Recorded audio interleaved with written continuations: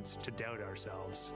I've come to this, I guess, realization that I believe that we all have gifts to contribute, and the goal is to figure out how to use your energy towards adding positively to humanity's existence on this planet.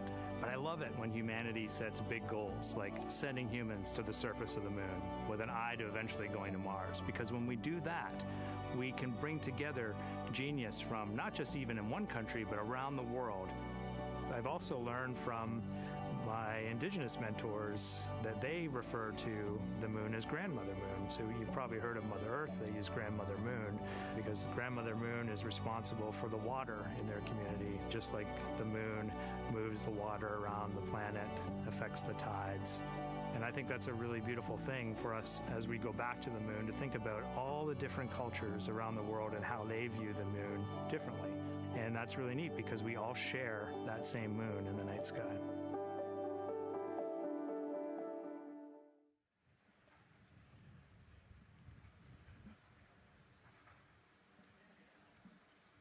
One hour, 38 minutes and counting until the opening of the Artemis 2 launch window today, 6:24 p.m. Eastern Time. And we are looking at the rocket and Orion out on the pad, historic launch pad 39B here at Kennedy Space Center. What a great view, Nicole. Yes, it is. You know, we can see the clouds out in front of us, but they are to the west. And you can see that there's some blue sky peeking through behind that rocket, which is good news. And more people continue to come on center here. About a couple of hours ago, folks with special passes to come on center were allowed to start driving on with family and friends. And of course, we have media growing by the moment here at the press site here at Kennedy Space Center, setting up their cameras, setting up tents, interviewing folks. Again, this great jib shot that we have from our camera here showing all the interest that we have here at the press site. And actually, even to the right of us, so camera left, no, sorry, the right of your screen, left of us, plenty of other people there set up with their own tents, broadcasting to their own viewers. And so again, just really cool to see everybody wanting to share in this moment. Yeah, that's, I mean, how many media tents we can see from here. It's a beautiful thing. Yeah. I think it's important to share this message with the whole world. Yeah. And so let's take a look now at people who are watching in other parts of the country. We have this shot here from the U.S. Space and Rocket Center in Huntsville, Alabama. Oh, man, look Just at that. kidding. Museum of Flight, Seattle, Washington. So sorry. Hello to you over there. Sorry, I thought that you were in Alabama. But here you are from Seattle, Washington. Again, the Museum of Flight. They must have had a special event to bring people there to watch, as well as a special event here. Now, correctly, the U.S. Space and Rocket Center, Huntsville, Alabama. Of course, they would have a lot of people here, and I'm sure this crowd will grow when we get closer to launch. Marshall, the home of the SLS rocket. Yes. Yeah, this is a great shot. You can see all the people there, and obviously you've got quite a few artifacts in there as well. Oh, now they know. Yes. Yeah, now they know. They're on the broadcast. That's funny. Awesome. Hey, listen, it's all right. We can sit. We can sit and chill until we wait for the opening of the window. No, there they are. Yeah. Everybody's excited.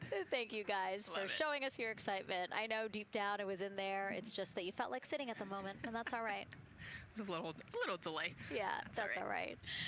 Well, thanks so much to those supporting these watch parties and bringing them to us live here. Actually, our video paths are taking quite a circuitous route to be able to bring those live views in from Seattle as well as Alabama, but we're glad that we can be able to share it with you in the broadcast now. And so why are we going to the moon? Why does NASA want to build a moon base there? Here's Megan Carter again with our moon board. All right, thank you, Megan. Yeah, so we are right around that hour-and-a-half mark, hopefully for that launch. It's going to be very exciting. So they are going to have a few days to be around the low Earth orbit, and then they'll be heading on to the moon. So yes, let's talk what will be happening. Why are we going to the moon? So obviously this is not going to be a landing as we've discussed. They are going to be coming with 4,000 to 6,000 feet around the moon's surface, and this is going to connect us directly to our past. Those Apollo missions did have 6 lunar landings, and the Artemis campaign is looking to build on that past by going back to the moon, staying longer, and then going farther. So how are we going to do that, and why? We have obviously talked a little bit about that lunar South Pole, and we are focused specifically on the far side of the moon for this one for a specific reason. You might have guessed we're going to be looking for some resources especially, and that's going to be water or water ice. That is going to be giving us some really critical pieces for future missions. And as you can see here, we have identified 9 potential landing zones. So this is going to be a critical objective for our crew. Depending on when they launch, it will determine what is going to be visible, but we do have these 9 landing zones right here around the Shackleton crater. And as you can see here, a lot of that area is deep and dark, and that is where we are going to be looking for that water ice, because that is obviously going to give us not just water to drink, but as we know, that can actually be converted into our propellant potentially, that hydrogen and oxygen. So that is going to make the moon a critical place for that moon base, because we want to think of it essentially as a backpacking trip. If you have your tent and your hiking boots and your camping stove and all your gear, you don't want to take that out and be on the trail for the first day and then try everything out. You're going to test things out a little bit closer to home before you go out on that adventure. And that kind of goes for us as well. So the moon is going to be critical for us in the future steps towards our lunar landings, and then also for going farther on to Mars in the future. It's going to set us up for that deep space exploration, and we can't wait to see what they see once they get to that flyby. But for now, we are, like I said, getting closer. So I'm going to turn it back over to you, Megan. Exciting stuff. Again, the idea of accomplishing a moon base, like as we've been saying, sometimes things just seem like science fiction, and it's amazing that we're making it science fact. Yes, yeah, we're going back. We're going to scout it out, and then on the future Artemis missions, we're going to put boots back on the moon for the first time in over half a century. But we're going to stay, and we're going to learn from the moon, and we're going to, as Megan talked about, the water ice, and harness that resource, and not only learn from the moon about Earth and about the solar system, but also figure out how we get to Mars from the moon. And so what we're seeing now back inside the White Room with the closeout team, they are removing basically fixtures that protected the crew module hatch while they did work around it, right, Nicole? Yep. Yeah, so anytime that you're moving around and working, there are some sensitive sensors and parts of the crew module that we don't want to kick or bump into, and so it's easier to just put a guard up while you're working in there and then take it down later. And so this is a visual cue for us that the team is getting ready to close the last hatch, again, the launch abort system hatch. Can you tell us about what the LAS is? Yeah, so launch abort system, this is, we have the crew module, and then what sits out basically on top of the crew module is the launch abort system, and it has its own motors, so that we'll arm it about 5 minutes prior to launch, and then it stays with the crew module until about the Kármán line, so that 100-kilometer point in space. Once the crew could safely get to orbit, it will actually be jettisoned, and the crew module will then be exposed. So this is just a safety mechanism that stays on the outside of the crew module, and then as they monitor the attitude and the thrust and all sorts of the roll, all sorts of different data points to make sure the crew is safely getting to orbit. And once they are safely to orbit, then we will get rid of that launch abort system. And it looks like they're putting all these parts that they're removing from around the crew module hatch into a bag, because they have to take this out with them once they leave the pad, right? Yes, yeah, we don't want anything left up there in the White Room, and especially because that crew access arm will move away from the capsule and the rocket, and so we want an empty White Room, no FOD like we talked about, so that we can have a safe launch. And this orange tube that you see on the right side of your screen, that had been inside the crew module providing breathable air to the crew. And now again, with the crew module closed and them getting ready to close the second hatch that has been removed and is out of the way. So again, the closeout crew can continue to do their work. Yeah, that's just a duct to provide some cooling air and some breathing air to the crew and the closeout crew while they're in there. That's actually a good point, yeah. And so as we continue to watch the crew prepare to close the launch abort system hatch, why don't we take a look at the crew's mission patch? Now, crews have designed their official mission patches since the Gemini 5 launch in 1965. Reed, Victor, Christina, and Jeremy, they really wanted to play on the abbreviation of Artemis 2 to all, signifying not only the second major flight of the Artemis program, but also a mission to explore for all, by all. The crew chose the iconic Earthrise photo for a reason. It was taken by the Apollo 8 crew in 1968, the first crew to ever fly around the moon. The mission was to prove teams then were ready to land on the moon the same way Artemis 2 hopes to fly around the moon ahead of a lunar landing with Artemis 4. This time, as we've been saying throughout the broadcast, to stay on the moon and pave the way to Mars. Yeah, we talk about incremental steps, right? And so Artemis 2 is very similar to Apollo 8 in terms of that increment. They're going to fly around the moon and set up the rest of the Artemis program for landing on the moon, but also with a nod towards the fact that we do this for all humanity. And I love the thoughtfulness and how much importance they put on their patch design. Another camera angle of inside the Orion spacecraft. I was going to say, we might be able to see Rise, but I think it's right behind Reed's foot there. And so to orient people again, so basically we have Christina in your upper right hand, Christina in your upper left hand corner. Then you have Jeremy below her. And then the feet you're seeing, those are Reed's feet. And then next to him, the upper right hand corner, that is Victor, who's unfortunately hidden by Reed's feet. But again, that is the orientation of the crew inside Orion right now.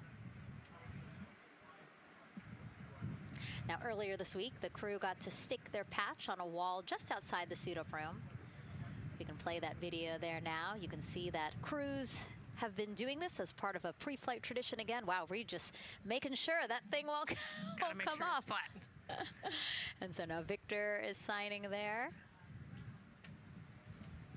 followed by Christina, and then Jeremy. That's a fun tradition, and your patch is up there too. It is, yeah. Ours is on the left-hand side there. It's a fun tradition. This is a really fun day too. You know, they did this a couple days ago, but it's just another step that makes it a little bit more real that you're going to be launching soon.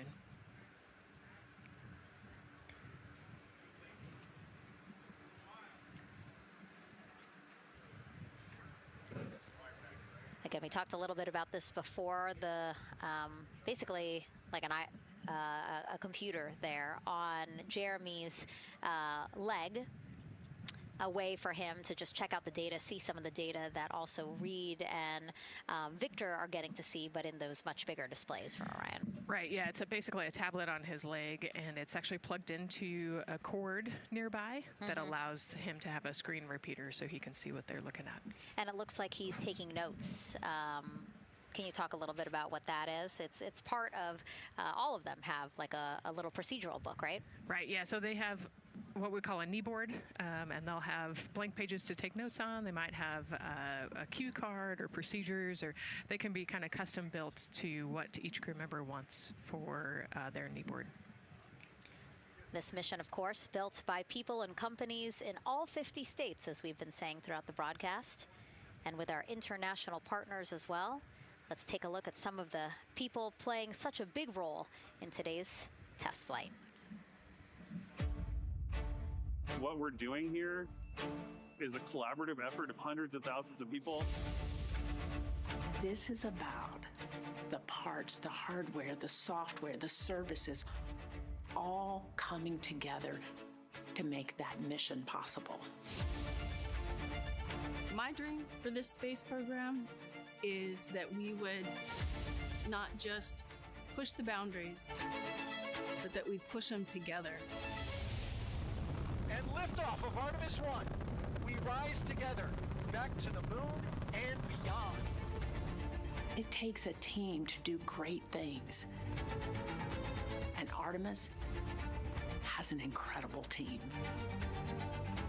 We have international partners. We have commercial partners and industry partners. It takes unity to accomplish great things, and that's what this mission's all about. We're not sending our money to the moon and lighting it on fire. We're putting that money right back into the economy in ways that benefit everybody. So every dollar that comes out of the Treasury that goes to support this mission goes back into the Treasury 3 times. What is very important to me is that we do it the right way, and that we do it with our values, that our industries grow, that our communities grow, that our families are healthy and safe and have amazing things to work on. Then we're going to build machines to go even further onto Mars. That is our generation, the Artemis generation, that defines the starting point of our exploration future. I just want to say thank you to all of the hands that have touched a part of this program and the hearts that have moved everyone to this goal, because we're going to the moon and we're going beyond. One team. One team. One dream. What I really like about that package is, again, just reminding people that this is spurring so many jobs across the country. Yeah, across the country and across the world, right? The whole world has a part of this. The Artemis Accords are signed by over 40, 50 different countries. And so, yeah, we're taking all of the taxpayers' money and we're putting it right back into the jobs here in the U.S. And the money, too. You know, when we have more disposable income because we have good paying jobs, that's money that goes back into our economy as disposable income. So really, it is just an ecosystem that NASA is proud to be a part of. Right. Not only is it about the money and the economy, right, but it's also about the science and what we're going to learn and exploration. You know, on top of all of those things, we benefit the economy as well. Obviously, Nicole is a wealth of knowledge. We're very lucky to have her. We're going to be tapping into that knowledge throughout the broadcast, and we have been for now close to 4 hours. So thank you, Nicole. I hope you're holding up okay. Yeah, I'm loving it out here. It's been great. Let's learn a little bit more about Nicole. Her first mission to space was actually last March. She launched from here at Kennedy Space Center as pilot of NASA's SpaceX Crew 10 mission to the International Space Station. And what a beautiful launch that was. She spent 148 days in space conducting science experiments that could benefit us on Earth. For example, one studied the physics of liquids, which could help researchers deliver medicines more effectively. She also conducted an almost 6-hour spacewalk to help upgrade the orbiting lab's power system. Nicole is a lieutenant colonel in the U.S. Air Force and flew one of its most advanced aircraft. She was born in San Diego, California, and is a twin. That's a cute photo of the two of you. Oh, that one too. Young explorers, yeah. Yes. That's so great to just see how far you've come. Again, I think that speaks to what we've been saying. Like, you know, just if you're passionate about something, go for it and see where that takes you. Yeah, I think that's a great example. You know, I was a serious little kid with really high goals and, you know, just kept working hard and never got bumped off the path and ended up here. You know, I think it's a testament to the human, like we talked about, you know, if you're willing to work hard, be a good team player, you can really get anywhere you want in life. And that's what I love to talk about. Christina has mentioned similar things. And so it's been kind of a theme for the day. Yeah, definitely a theme for the day, a theme for the team. The team has said the same, the crew has said the same sort of things. So absolutely, Nicole, thank you so much for being here. And hopefully only a little bit more until launch today. Hopefully. So today's Artemis 2 test flight will mark only the 7th time NASA astronauts will launch on a new NASA spacecraft designed for crew. And then controlling the flight will be Mission Control in Houston. Our Gary Jordan is inside with flight controllers. Hey, Gary. Hey, Megan, you are right. This is a significant milestone, and we may be putting the names of a few more astronauts in the history books today. The Artemis 2 crew is set to launch today. Will join a select list of humans to fly in a spacecraft for the very first time. And Artemis 2, like missions before it, is a test mission. During ascent, the crew and the teams here in the room are prepared for a variety of scenarios. Some of these will be called out directly by Capcom Stan Love during ascent, and some are a little more subtle. These calls can be split into 2 categories: alternate main engine cutoff or MECO targets, and aborts. First, there are 2 alternate MECO targets, or AMTs. These note milestones to give flight control teams and astronauts an idea of what would happen after that moment should the core stage lose one of the main engines. First is AMT low. You won't hear it called out by the crew or Capcom since this happens right at liftoff. If the core stage loses one engine at this moment, an abort once around option could be made at main engine cutoff, meaning the crew could target a splashdown in the Pacific. The second is AMT high, which would be called out by Capcom's Stan Love around 22 seconds. After this moment, if the core stage loses an engine, we can still pursue an alternate mission in low Earth orbit to accomplish some of the test objectives. And at about 5 minutes, 16 seconds into the flight, you'll hear the call 3-engine press. This is a good moment. After this point, if the core stage loses an engine, we can still make a nominal main engine cutoff and pursue a moon mission as expected. Again, these MECO targets give the flight control teams and crew an idea of what lies ahead should one main engine be lost, but assumes we are otherwise continuing to a main engine cutoff target. This differs from an abort, where the Orion capsule separates from the Space Launch System prior to the planned separation time.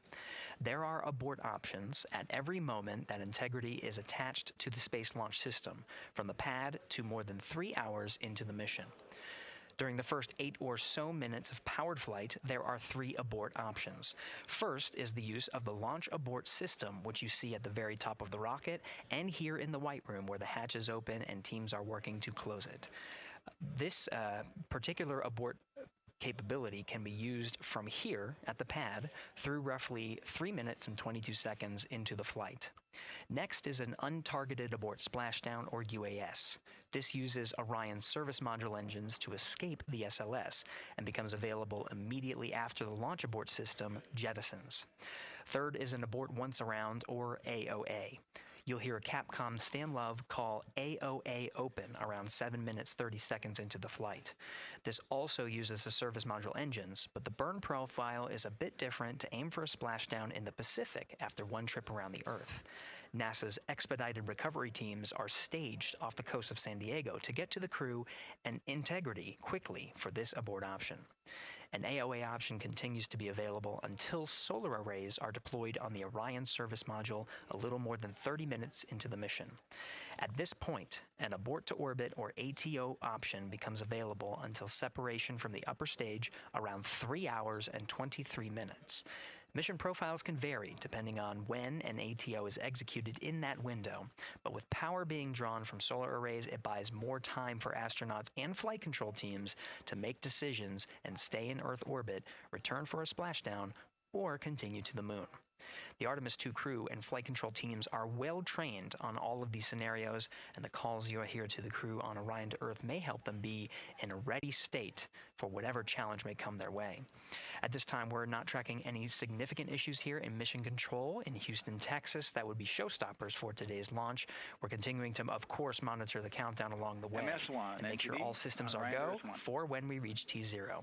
With that, I'll send it back to you, Megan, at the Kennedy Space Center. All right, we are ready for another reading if you are ready over there. Yes, sir. CBA is steady at 2,600 PSI. All right, copy that. And you know, the more times we ask you to do that, the closer we get to launch, so that's a good thing. Copy. You heard it there from NASA Test Director Jeff Spaulding.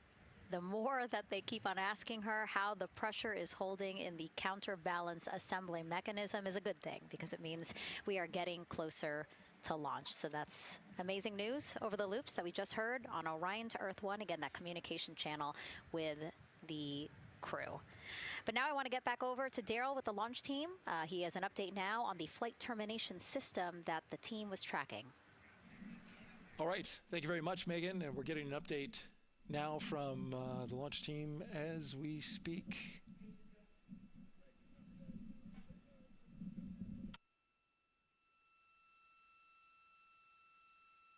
All right, stand by 1 second.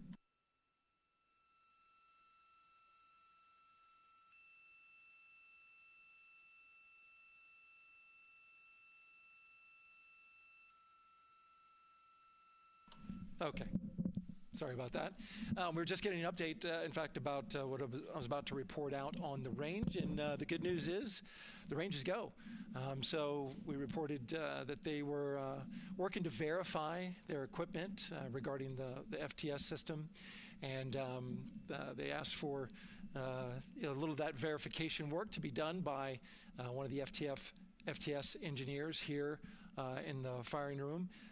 He went out to the VAB to get some legacy hardware to help out with it.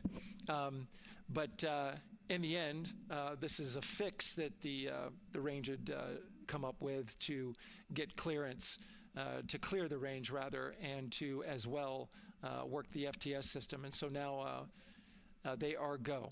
Again, the range is go. That is no longer a constraint. And so you combine that with the fact that the rocket and the ground systems here also working, no constraints, clear board here is great news. So again, the range is green, and we're continuing to work through the countdown. We got a weather update that came in to the launch director from Launch Weather Officer Mark Berger. He reported out that there's still a little bit of feisty weather activity that's happening up in the Titusville area. That's the city neighboring the Kennedy Space Center. Those showers had passed over Kennedy, and then now they're currently over in Titusville, currently still within that mile kind of constraint of flight through precipitation rule. But we're still far enough from the window that it looks like it won't be an issue. And in fact, we're seeing some good sunlight now breaking through onto the launch pad. As you can see, it's actually shining on the other side of the rocket here. But to the west, we're starting to see some of that clearing that was forecast. And so the launch weather officer held his forecast for 80% go for flight during our launch window tonight, which, as a reminder, is 6:24 p.m. Eastern Time until 8:24 p.m. Eastern Time.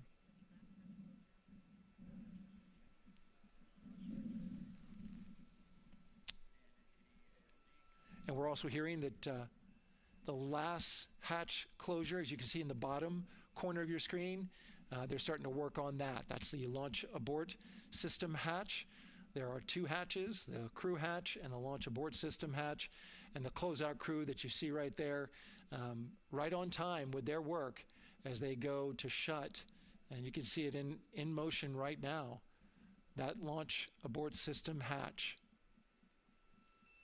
That's the latest from the firing room. We'll send it back to the host desk. Thank you so much, Daryl. Great news all around. And yes, we did just see them close the last hatch. And now we are looking at a live view of Banana Creek. Lots of people there, I'm sure, relieved to hear that that issue with the flight termination system has been resolved. And we are go for launch. Go for launch from the range, go for weather, and go from all of them, I would imagine. Yes, it's got to be exciting. The crowd is building. And as Daryl said, you can start to see the sun poking out here, and we can see all the clouds are moving north and moving away from us. So it's all good news. And so as we know, we have our Leah Martin down there at the Banana Creek viewing location, and she's standing by with some other guests. Hey, Megan, I don't know if you heard that huge cheer just now. If you heard a big rumble, as soon as Daryl said that the range was clear for launch, everybody clapped. It was super excited as we get to these final countdowns. Standing next to me, I have Hudson and Maddox, the son of brothers here. And I asked you a little bit earlier, how excited are you to be here for launch? What did you say? I'm very excited.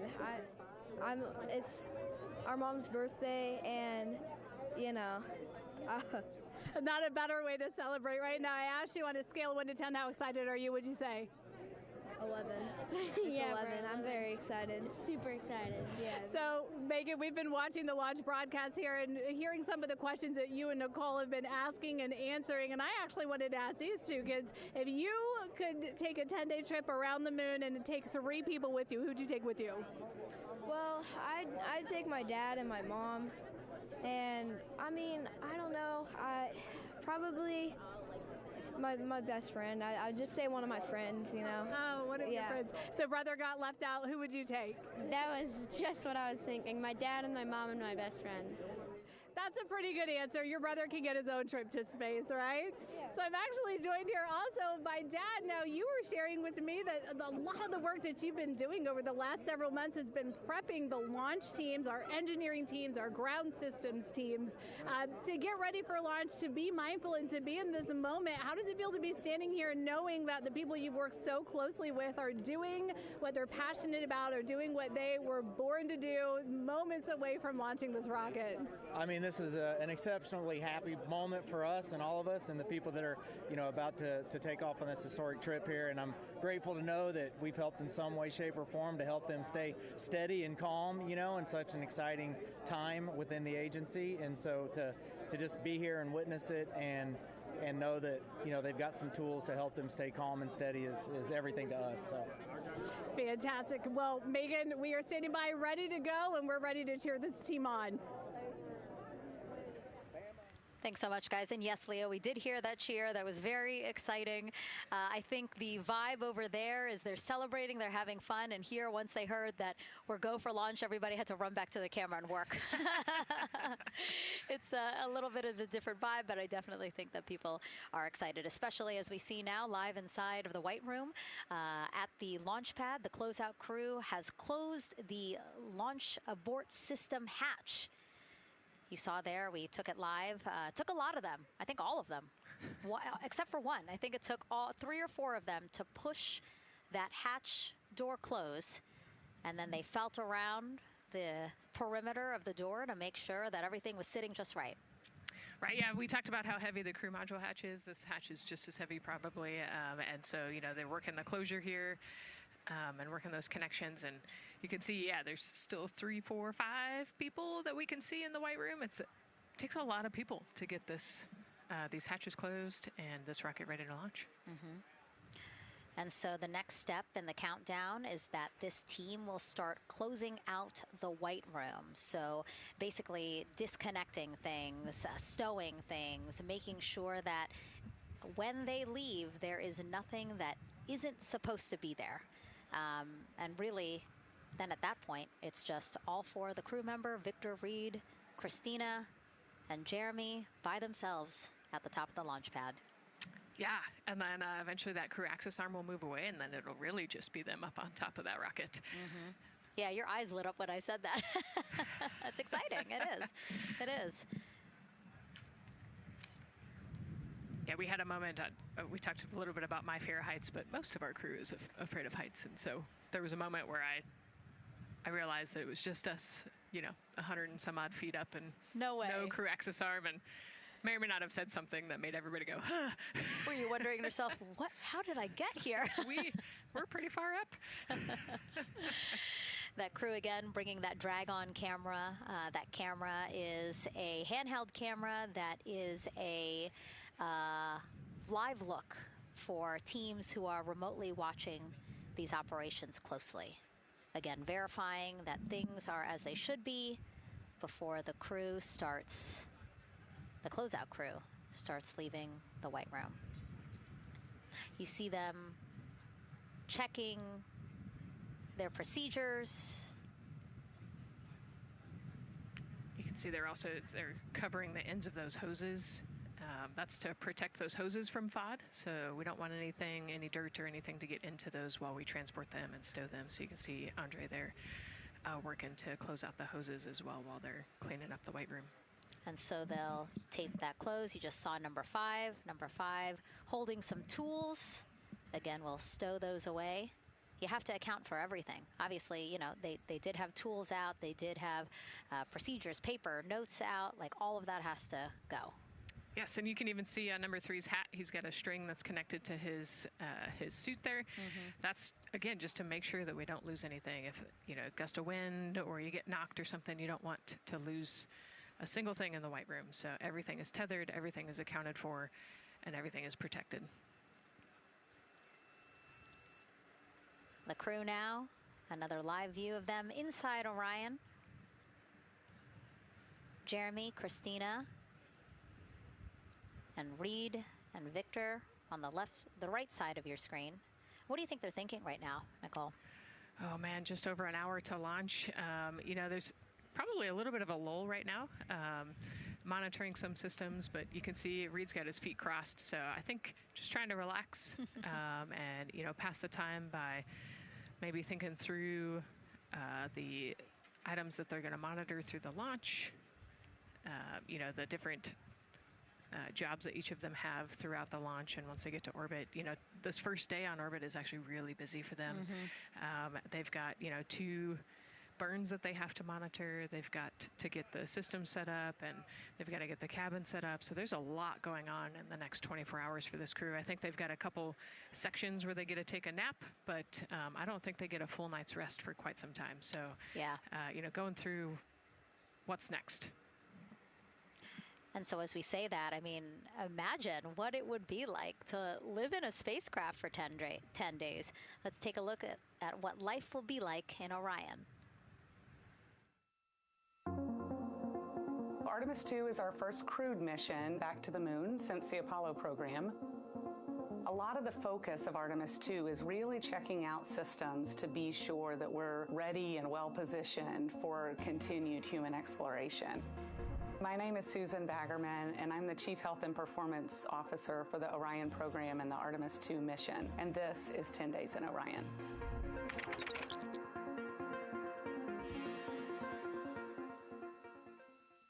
For this mission, the crew will launch in the Orion spacecraft on top of the Space Launch System rocket, or the SLS rocket. Once they've launched and achieved orbit, they'll continue on checking out many of the different critical Orion systems, check out some of the critical medical systems, and be sure that we understand how the crew would do that successfully within the volume of Orion. We also have, of course, systems to feed the crew. They have a potable water dispenser that they'll check out. And then we also have a food warmer, kind of looks like a suitcase that the crew can use to heat their food. They're also going to check out the flywheel system. We'll have the crew perform some initial exercises. Part of that is to ensure that the flywheel is actually working, but part of it is actually to be sure that our environmental control systems are actually working. For sleeping, the crew will sleep in sleeping bags. Some crew members like to be very tightly bound up, and some like to float very free. They'll use the toilet for the first time and be sure that it's able to flush. While they're on their journey, they'll do some testing that they quickly don their suit just to be sure that we would be ready in the future for an emergency. They'll also check out our radiation shelter. If we were to have a solar particle event, we would be asking them to take stowage out of the stowage bay and put it in some specific locations on the vehicle, basically for it to serve as shielding.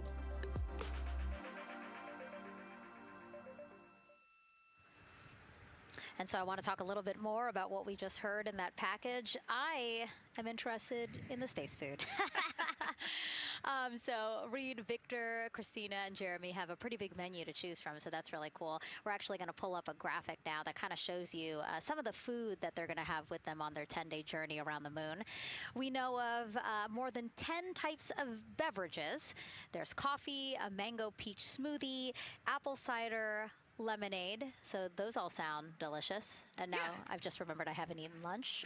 They're actually not too bad. I actually have a mango peach smoothie with me today. No way. Yeah. So you can see they come in these little packets here, but it's just kind of a dried powder that you add water to. So this would actually, you'd add 175 milliliters of water and let it sit for 2 to 5 minutes, and then you can stick a straw in it. You saw in that package they put a straw on the top septum portion there, and then you can drink it. And so this is the packaging. This is food that you brought up with you, or that you had while you were at the ISS. Yes. Yeah. Actually, this is all food that we have available to us on the standard, what we call the standard menu on the space station. And so, actually, the graphic there showed quite a bit of the standard menu that they're going to take with them. So, let's pull space it back food up, is space actually. food. Yeah, we can use the food that we have been using. You know, our food lab at Johnson Space Center actually creates that food, and then they stabilize it and they package it for us and everything. So they do a really wonderful job out there. We've got different types of food. You know, you can see I've got this is a soup, tomato basil soup, so thermal stabilized. It's already hydrated, so you just throw it in that food warmer that we talked about, and then you can eat it. But then we also I have some shrimp cocktail here that's, you know, irradiated, so it's in a package that protects it. I'll show you. I've got a brownie too. This is probably my favorite one. But are we eating it's it? we might if you're.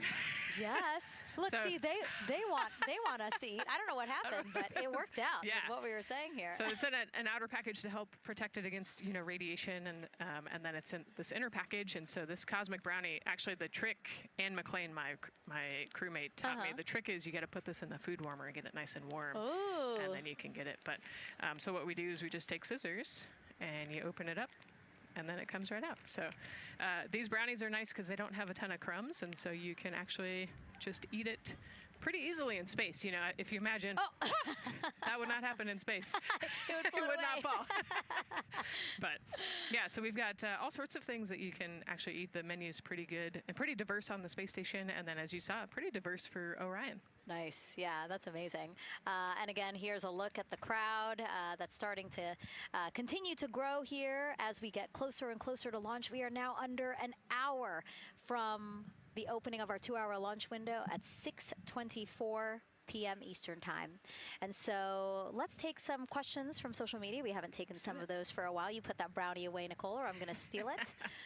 Nicole, we have another celebrity who submitted a question. Let's take a look. Okay. A quick question for the Artemis crew. What food from Earth would you bring with you into space? And why would it be lasagna? Because that's the greatest food. Again, not really a question. Yeah. Because he was like, it's lasagna. It's got to be lasagna. There is lasagna on Space Station, and it wasn't too bad. Probably not my favorite food of all, but yeah, lasagna's not a bad option. It's a high-calorie meal. If you're trying to, carb load for a spacewalk or something, it's a great option. Yeah, I remember Christina saying that her favorite food on the menu, and actually, she was saying that she was getting in trouble because people kept on saying, you can't eat mac and cheese every day, Christina. We mentioned the mac and cheese and brisket earlier. Man, I would put those two on a tortilla. That would be great. That sounds delicious, delicious. Well, thank you so much, everyone, for sending in those questions. For everyone from a 5-year-old that we got a question from to all the way to Roy Woods Jr. there, a comedian. So thank you so much. And if you're just joining us, welcome to the Space Coast of Florida, where we are counting down to liftoff of Artemis 2. You see a beautiful aerial shot there of our rocket on the pad. For the first time in more than 50 years, we are sending humans to fly around the moon and back, and we're taking you all of you with us on this next chapter of human spaceflight. I'm NASA's Megan Cruz, and this is NASA astronaut Nicole Ayers. Great to have you here, Nicole. Yes, this has been a beautiful day. Excited. We're continuing to march towards this launch. Yeah, and if all goes as planned, this crew could travel farther from Earth than any other humans before them and see parts of the moon no one has ever laid eyes on. How exciting. Yes. Exciting is an understatement, I think. That's true. We're going to see the far side of the moon for the first time by humans in a long time. It's important. And as the crowd again builds behind us, more activity that you're seeing here at the Kennedy Space Center press site. We also have a ton of people gathering around the world to watch this history-making moment. So let's take a look at those watch parties now. Oh. That crowd has grown. We checked them probably like 30 minutes ago, and it was half that. But again, as we get closer and closer to launch, we are seeing more and more people gather together, wanting to experience this together and not just in a vacuum at home, Yes, this is so exciting. Look at all of those people. Man. And now here we are back in Seattle, the Museum of Flight. Again, people gathered there to show their kid. We see someone walking in the second row there. His first crewed launch to the moon. How exciting. That is exciting. Hello, everyone. Woo. Oh, that's so great. And now let's get you up to speed on what's happened so far. Again, we are now within an hour of the opening of our launch window. So what has been happening so far today? Well, a lot. After waking up and grabbing a bite to eat, our Artemis 2 crew suited up inside the historic crew quarters, a tradition that dates back decades. Teams helped them into their custom Orion crew survival suits, and just like other crews before them, they gathered around a table for a card game to pass the time, but to also burn off any lingering bad luck before they walked in the footsteps of every NASA astronaut launching from Kennedy Space Center since Apollo 7 in 1968. They walked outside the Neil Armstrong Operations and Checkout Building to greet a crowd of family, friends, supporters before getting into their Astrovan for their security-escorted ride out to historic Launch Complex 39B. They got a close-up look at the SLS rocket, then walked across the crew access arm and climbed one by one inside their Orion spacecraft. After that, teams conducted final checks with the crew before closing both hatches, the crew module hatch, as well as what you're seeing there, the launch abort system hatch. And now we are back live at the pad where the closeout crew is getting ready to leave the White Room. They are now tethered, Nicole, because they are about to move some pieces that connect the Orion spacecraft to the White Room, correct? Yes, there's kind of what I would call a shroud. You can see them working that there. So it is actually connected, so that way the gap between the crew access arm and the crew module, and well, I guess that's the LAS there, is covered. But they're about to remove that so that the crew access arm is not connected to the rocket in any way, so that it can retract here in the next few minutes. And for how we're looking with the launch countdown milestones, let's go to Daryl Nail in the Launch Control Center. All right, thank you very much, Megan. And as you can see there, the finishing touches, as you've been talking about, to the LAS, which brings me to that subject, because we currently are hearing the launch team is working an issue that was reported out with the LAS. At least there's an issue apparently with a battery on the LAS. The engineer who is in charge of the launch abort system sits on console here, reported that a temperature for one of the two LAS batteries is out of range. And although it's not a constraint for launch right now, it would be when that temperature is checked inside of T-minus 6 minutes, which is inside of terminal count. So right now, the team is working some troubleshooting on this issue. Going to follow, of course, along closely with what they learn. But again, a battery temp for one of the two batteries on the LAS is out of spec, and the team is working to understand, first of all, whether or not this may be a sensor issue, or is there an issue with the battery itself. So again, looking into it, troubleshooting and researching as we speak. With regards to the weather, we did get some good news there. Launch Weather Officer Mark Berger reporting to the launch director that the weather chances have now improved for the window. We are up to 90% go, which is great news. Again, 90% go. That is up from the 80% that we started when we had the first weather forecast come out officially 3 days ago. And so that is great. And for anybody who's here in the launch area knows that is certainly viewable. They can see that by just looking up. So we're getting some good clearing as forecast.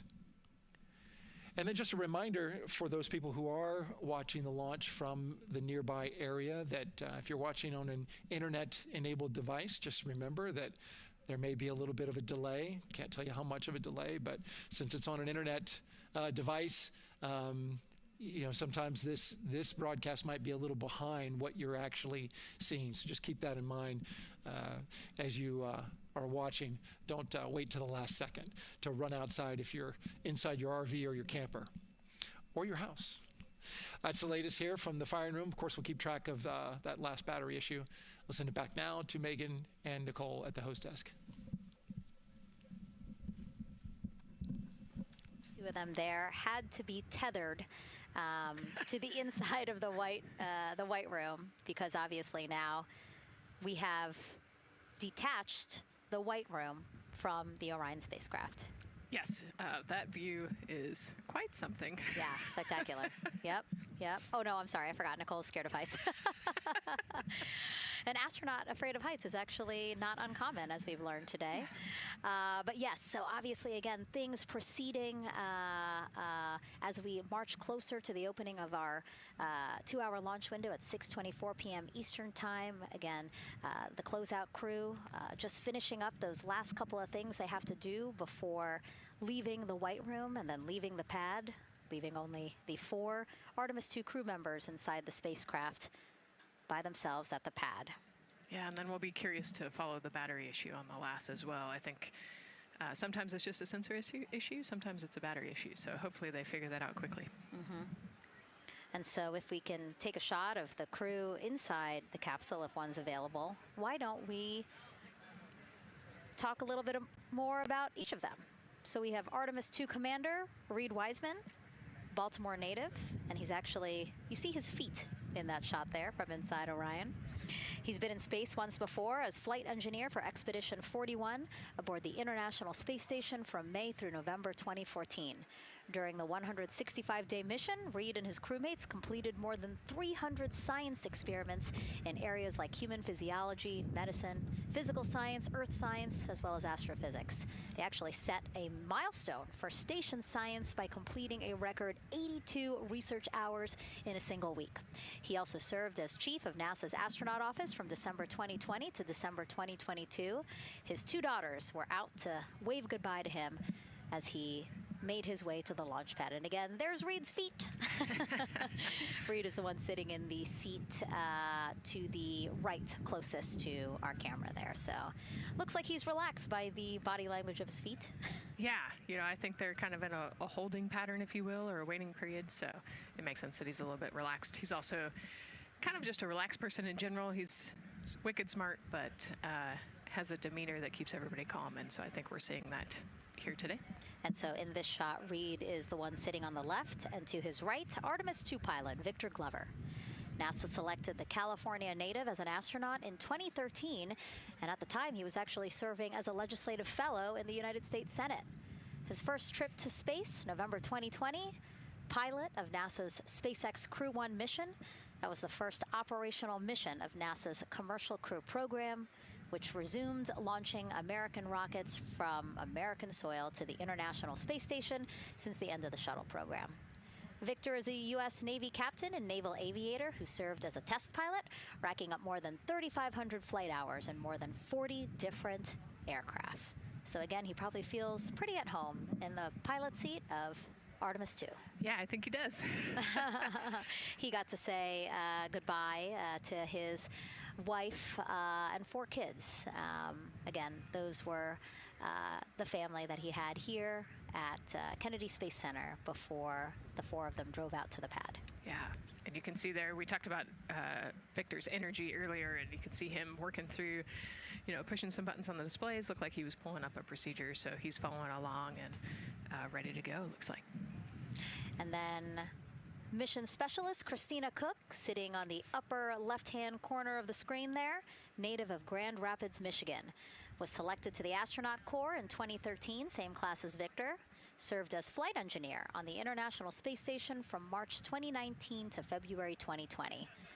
During that time, she set a record for the longest single spaceflight by a woman with a total of 328 consecutive days in space. How cool. She also participated in the first ever all-female spacewalk. And before becoming an astronaut, Christina helped build space science instruments and led scientific fieldwork in some of the most remote environments on the planet. Her hobbies include surfing, rock climbing, and community CDR, service, yoga, and photography. Go ahead, NCD. Those couple of suppressed overvolt messages, we're going to go ahead and clear those off your screen. We see them and we copy. All right. NASA test director. We're still working here, trying to get through everything. So we're getting close, and then trying to talk that other issue that we just picked up a little bit ago. But I think work-wise, we're doing really well. Sounds good, NCD. We're doing great on board. Glad to hear it. NASA test director giving an update to the crew. Some messages flashed on their displays. Just wanted to say that they didn't have to worry about that. We're going to clear that. And that also just reassuring the crew, again, that they are tracking and working the issue with the launch abort system battery. Yeah. All right. And then first-time flyer, Canadian Space Agency astronaut Jeremy Hansen will fly to the moon as a mission specialist on the Artemis 2 mission. The London, Ontario native selected as an astronaut in 2009. After that, he worked as Capcom at NASA's Mission Control Center in Houston. Capcom stands for Capsule Communicator and is the sole direct voice communicating with astronauts while in space. Jeremy also participated in training exercises, really cool ones like living on the ocean floor off the coast of Florida to simulate deep space exploration for a week. In 2017, he became the first Canadian to lead a NASA astronaut class. He also enjoys getting out on a sailboat, rock climbing, and mountain biking. He has a wife and 3 children. And he's the one that you see bottom left-hand corner of your screen. I know, I'm trying to see what he's doing there. Christina's looking too. And so there is your Artemis 2 crew inside the Orion spacecraft. And this is actually the 7th time NASA astronauts will launch on a new NASA spacecraft designed for crew. And if you're wondering about the first 6 crewed test flights, here they are.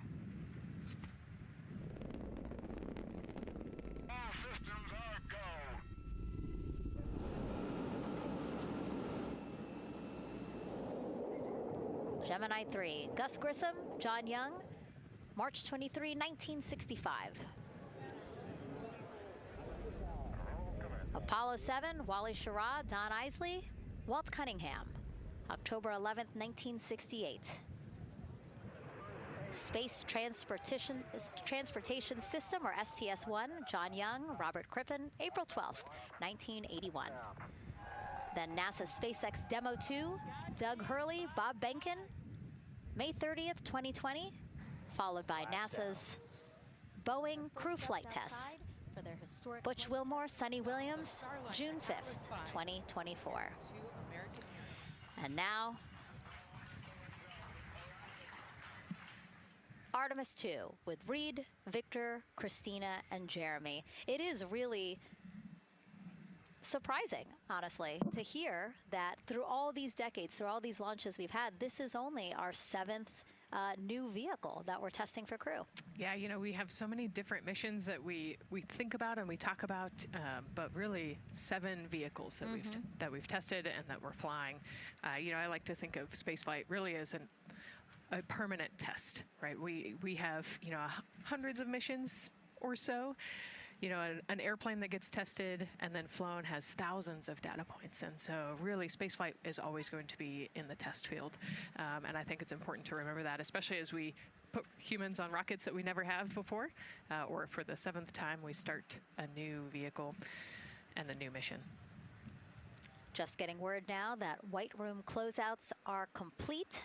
And so the closeout crew is preparing to leave the pad. It's exciting stuff. We are making good time, and the closeout crew is doing really well. 41 minutes, 43 seconds and counting until the opening of our window. And Artemis 2 is a 10-day mission that will send the 4-person crew on a journey around the moon and back to Earth. It will be a critical step towards future lunar and Mars missions.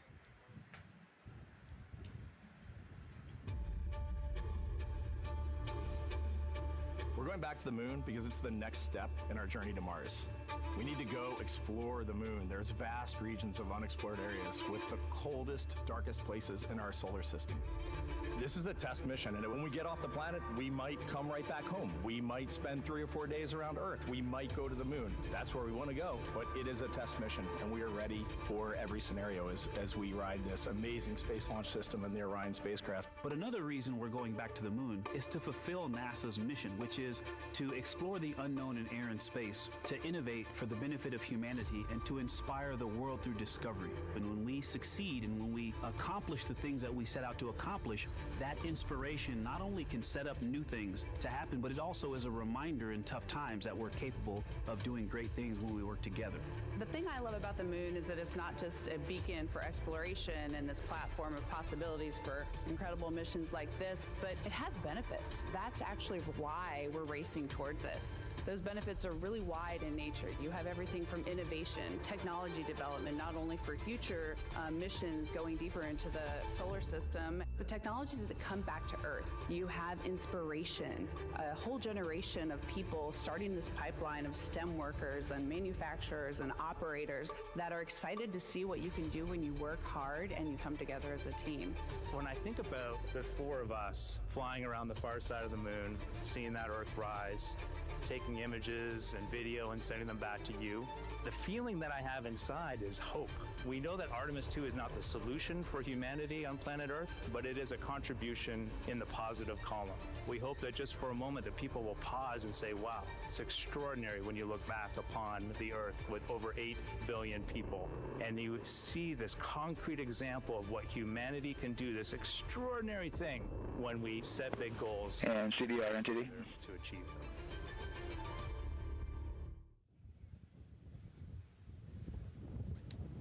And so Mission Control Houston will control the flight of Orion after a liftoff here at Kennedy Space Center. Here's Gary Jordan, who's embedded with that team. Gary, you might have to pause because we did just hear a call out to the commander in Orion. Will do, Megan. I think that was Commander Reed Wiseman responding to prepare for some of the next steps. We are now holding at the T-minus 10-minute hold.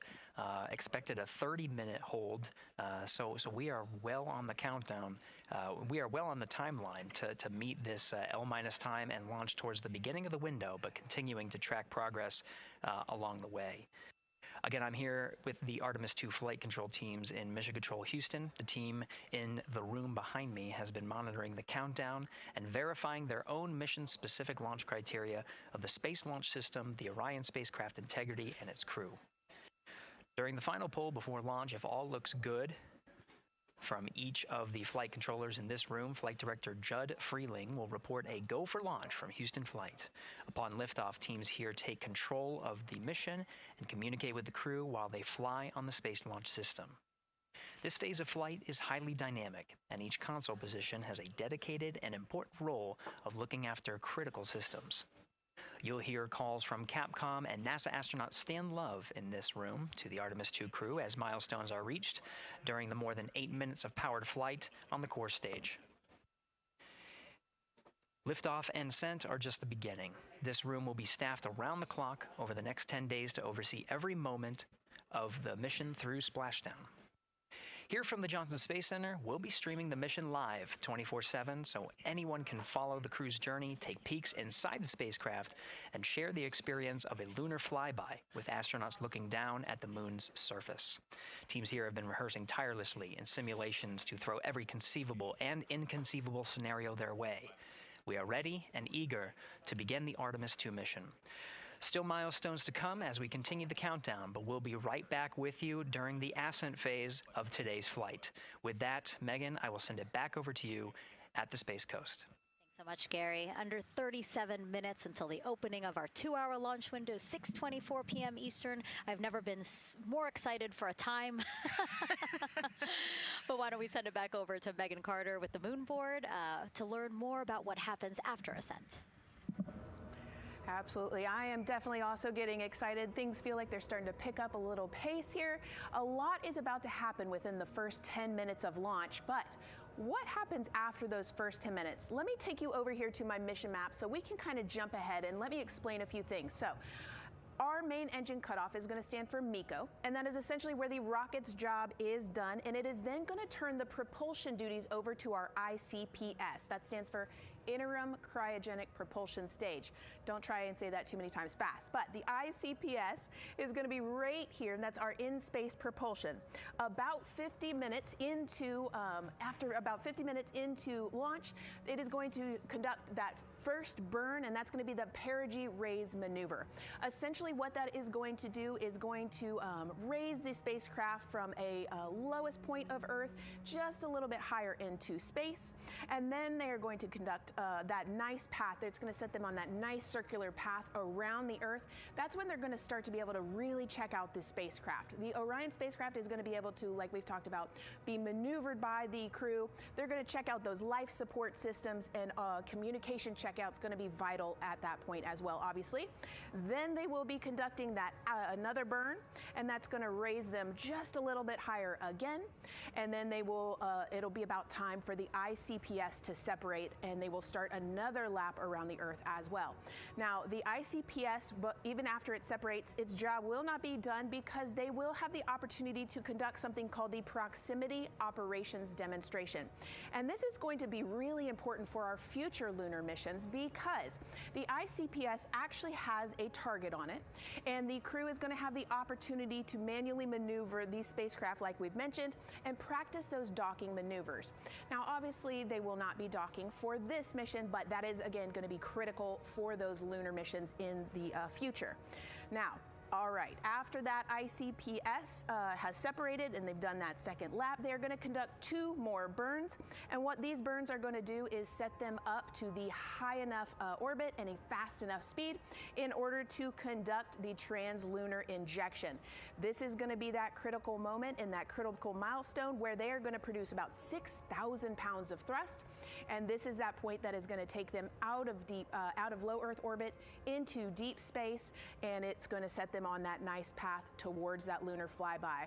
And I know we have talked a little bit about why this could be a record-breaking flyby and journey to the moon. And with that, I'm going to turn it back over to Megan so she can tell us just why. Yeah, she's talking about the distance record set by the Apollo 13 astronauts in 1970. They were 248,655 miles away from Earth, and this Artemis 2 crew might surpass that on flight day 6 when they fly around the moon by more than 4,000 miles. Yeah, it's a long ways.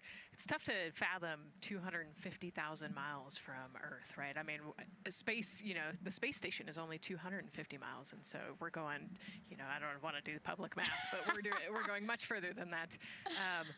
But it's important, right? Because we want to get back to the moon. We want to see the surface. We want to see the far side of the moon. And the way we do that is by breaking distance records. Yeah, and the exact distance record depends on exactly when they launch, like the time, the day. So we'll learn more as we go into this 10-day mission with the Artemis 2 crew. But here we are, 32 minutes, 50 seconds and counting from the opening of our launch window. Feels really, really surreal here as more and more people come to gather on the press site lawn here at Kennedy Space Center. Why don't we take a look at this video that we have here? Some familiar faces who wanted to wish our Artemis 2 crew a safe journey. Reed, Victor, Christina, and Jeremy, you are the real deal. You're flying to the moon for all of us, and we are in awe. You're the true heroes. You are not just astronauts. You are pioneers, venturing deeper into the unknown. But you are not alone. We will be all cheering you on from planet Earth. Hey, I'm Victor Wembanyama, and I play basketball in the NBA. But I'm not only interested in shooting hoops. I'm also interested in shooting stars, dark matter, and all other types of astronomical phenomenon. And to the Artemis 2 astronauts who are shooting for the moon, I wish them good luck and Godspeed. Hi everybody, I'm Ryan Gosling, and I play a biologist who goes to space to save the planet in the film Project Hail Mary. But the Artemis 2 astronauts are going to space for real, and they will travel farther from Earth than any humans in history. Sending all our best wishes to the Artemis 2 crew. I just want to say how proud I am of each of you and how inspired you make me. But it's not just about me. Your mission is going to inspire future generations of scientists, engineers, athletes, and dreamers to do something that they never thought possible. Hey, it's Roy Wood Jr., and I want to wish the Artemis 2 crew a happy and safe journey to the moon, well, around the moon. to go around. I know what you're doing. You got to look for a parking space. This is to go around the moon, make sure somewhere to park, and then you park. Journey. Good luck. It's actually a really good way to explain what how this mission builds. Again, we are hoping to land astronauts on the surface of the moon in maybe 2 years. So yes, we are looking around the moon on this lunar flyby mission to see where we might park. Thank you, Roywood Jr. Okay, and as we look at this live view of the rocket on the pad, there is a spectacular place here at Kennedy Space Center to watch launch from, and that's the Banana Creek viewing area. Why don't we go back there where the crowd is excited, and Leah has the best assignment ever, talking to people who are super excited about being here for Artemis 2. Oh my gosh, Megan, you talk about the excitement being palpable. I'm telling you, everybody here on pins and needles as we get just about half an hour away from launch. I've been walking around talking to people, and I'm just struck again and again by how many people are here from across the agency. I want to introduce you to just a small portion of the people across NASA who have been supporting this mission. Patty Ortiz, NASA Armstrong Flight Research Center, Orion Program. Orion. Kathy Graves, Glenn Research Center, Office of STEM Engagement. Here we go. David Alexander, NASA Glenn Research Center, Office of STEM Engagement.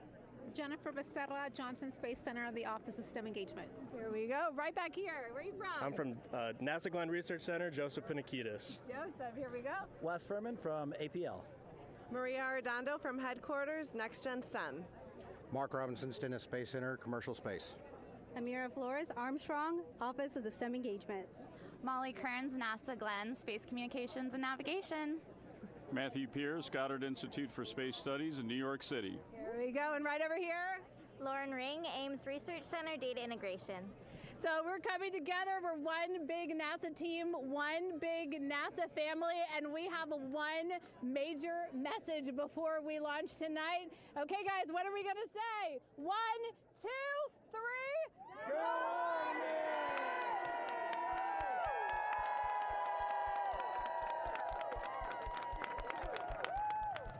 Oh my gosh, that made me so emotional. That was so inspiring to see. I mean, wow, yeah, that was great. I mean, just to hear everybody say their position, what they're doing to support this mission is amazing. And I'm sure this was something that really rang true and resonated with NASA's Administrator Jared Isaacman, again, to see the workforce come together to do the work and then to be here for launch. So why don't we actually go over to him now with our Jasmine Hopkins at one of our other viewing locations. All right, Megan, thank you so much. The energy here on the balcony is honestly becoming electric as we get so close to launch, and now we are thrilled to welcome NASA Administrator Jared Isaacman. Jared, we're really entering a golden age of exploration. How will Artemis 2 set the pace for the coming years? Well, I mean, Artemis 2 is the opening act, right? This is the test mission. This is getting very comfortable with the SLS rocket, the Orion spacecraft. No humans have ever flown on this before, right? And we're going to put it through its paces. We'll go into Earth orbit for a little bit, make sure Orion's doing okay, and then we are sending them, right? We're going to send them farther into space than any humans might have gone before, 250,000 miles away, and it's going to set up for the subsequent missions. That's why we're going into the golden age of science and discovery right now, because you're going to see moon rocket launch in 2027 when we do our testing with the lander. We're going to go for the landing on Artemis 4 in 2028, and in parallel, we're going to build the moon base, right? And that is going to be filled with science discovery and tech demonstrations that's going to support the enduring presence we're trying to create on the surface. Absolutely. So honestly, history-making years ahead of us, you know, with Artemis 3 and 4. But first is Artemis 2. What will be our single greatest takeaway from this mission? Well, I'll tell you, I mean, after ignition, to me, the moment that I'm going to be most excited for is splashdown. There's no question about that. Good shoots coming down off the West Coast. But look, I think the takeaway from this is gaining extreme comfort in the Orion spacecraft, right? I mean, this is very different than what we've done for more than a half century, right? I mean, the velocities that spacecraft is going to re-enter at, it's going to be new territory for us. We want to get our arms around that completely. So I would say the performance of SLS plus Orion is everything on this one. We want to make sure we do it in as a safe way as we possibly can, understanding what we are undertaking right here, bring our crew back, learn as much we can from the vehicle, set up for Artemis 3 in 2027. Right. And Administrator, we've actually had a pretty young audience today here, some kids running around the balcony. How do you hope Artemis 2 inspires that next generation? I talk about this all the time. One of our overarching KPIs that we should always be tracking is the number of people living and working in space. Well, what's another strong number 2 on that one? It's the number of kids that are dressing up as astronauts for Halloween, so that they grow up, that they're inspired to want to join in this grand endeavor, whether they come work with us here at NASA or they join in industry, but they're helping humankind venture out farther, pursue all the secrets of the universe. Yeah, I think we'll see a lot of kids dressed as astronauts this year. And finally, Jared, you've really made it a personal mission to get to know the people behind the work at NASA. Do you have any final thoughts, any final words before today's history-making launch? Yeah, well, one, I want to express a lot of appreciation. I'll tell you what, the 4 astronauts on top of Artemis 2 know this. It takes an army to pull a mission together like this, right? Across all 10 of our centers, all of our commercial partners, the international partners that come together to make this possible. My sincere appreciation for everyone who is currently working the mission right now, so getting them ready for launch, that will be watching over them in mission control, recovering this crew when they splash down off the West Coast. I have complete trust and confidence in your abilities, and everybody else who's not directly working on Artemis 2, Artemis 3 is coming up next year. When this mobile launcher gets back in the VAB, we're going to start stacking. Wow, plenty of excitement ahead of us. Jared Isaacman, thank you so much for being here. Thank you. Thanks for being here. Of course. All right. And with that, let's get back to the countdown with NASA's Megan Cruz. Under 25 minutes and counting from the opening of our 2-hour launch window, and take a look at all these people behind us. I literally, every moment I turn around and I see the clock, I am like, oh, wow. Oh, wow. There are more people and less time. Yes, exactly, which is a great problem to have. Yes. Now, this first crewed test flight of NASA's Artemis program coincides with the 250th anniversary of our country's founders signing the Declaration of Independence. Exploration is a part of America's DNA, and it continues now with our return to the moon. 250 years ago, 13 colonies laid the foundation for the greatest and most enduring democracy in the history of the world. One driven by courage, faith, and freedom. From that moment, we became a nation defined not by where we stood, but by how far we were willing to go. We conquered vast frontiers, invented tools that shaped a modern world. We found light in the dark, and we rose from the earth. Faster, higher, farther. We pushed beyond the sky and into the unknown. We carried our courage into the cosmos, and we planted the American flag on the moon, the defining achievement of American superiority in space. Today, our curiosity stretches farther than ever. American robots search ancient rivers on Mars. New telescopes unfold to glimpse the first stars. And a new generation prepares to return to the moon, this time to stay. For 250 years, America has carried the light of humanity forward. But American exceptionalism isn't inherited, it's earned. Our greatness comes not only from what we've done, but what we're still determined to discover. Because in every era, across every horizon, America is at its best when it's reaching for something greater. America celebrates 250 years, and we are leading the world into the future.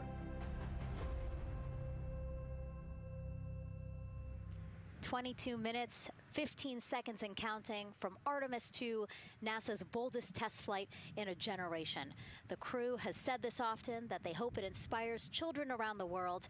And recently, a group of kids here at Kennedy Space Center got a surprise of a lifetime while watching that rocket roll to the launch pad. So tell me what color it is. And who's going to be on that rocket? We're going to be can make it a little bit longer. Did you see it? Okay, so everybody's looking at the rocket because it is kind of cool and impressive. One of the coolest things happening over there right now, though, is it's on top of a giant tractor. Doesn't all food come in like tubes? It's in these like little plastic bags. You have to like rehydrate it. Sushi. There's not. I haven't seen sushi in space. It's probably hard to keep that back. Sushi mashed together. My favorite part was this one little girl. She had a question. She had patiently held her hand for a long time, and Christina turns to her and says, "Okay, what's your question?" She just goes, "I forgot." It was like, that's a perfect little kid moment. I just love. Wait, are you my mother's cartoon astronauts? What? Say that again? Never mind. It's a little hard to say. Go Artemis! These two? Yeah. Yeah. There you go. I like your dabbing astronaut back there. It's just so fun to see the enthusiasm, the energy, and a little bit of chaos. 3, 2, 1. Wasn't that so cute? I love kids and their excitement and, even just being real. Like, I don't remember what I was I know, gonna he ask. goes, but I'm glad you're here. Now here we are, Space Center Houston. The crowd has exponentially grown throughout the day. We started showing you live shots from in there probably an hour ago, and now take a look at all the people there getting ready to witness history together. It's something really special to be able to witness something like this together. Yeah, we've heard from celebrities and officials and kids, and it's amazing. People from all around the world came here today to Florida to watch. So it's something. It's hard to put into words just how much support for this mission we're seeing today. And great news too.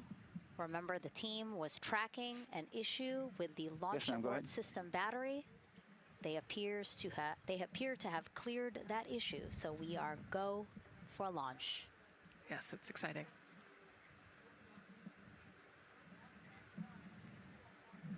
U.S. Space and Rocket Center here, Huntsville, Alabama, waving to the Artemis II crew sitting right there inside Orion. Inside of 20 minutes from the opening of our launch window, and right now we are targeting the top of that launch window, so we could be launching here in about 19 minutes, Nicole. Wow, I don't know if I expected this today. I'm excited, and I'm glad they were able to clear the problem with the battery on the LAS, and everything has gone really smoothly today. It's been great. The weather cleared up. It's a beautiful day for a launch. And so now, as we are so close to possibly launch now, just what are your final thoughts as we are about to embark on a mission back to the moon, the first time in more than 50 years? Yeah, just so proud of the crew and all of the teams here on the ground that made this happen. They are carrying the torch from the Apollo era into the Artemis era. And, as the crew likes to say, they want to be the shoulders that the next generation. And let's see, GLS, can you help us with that, please?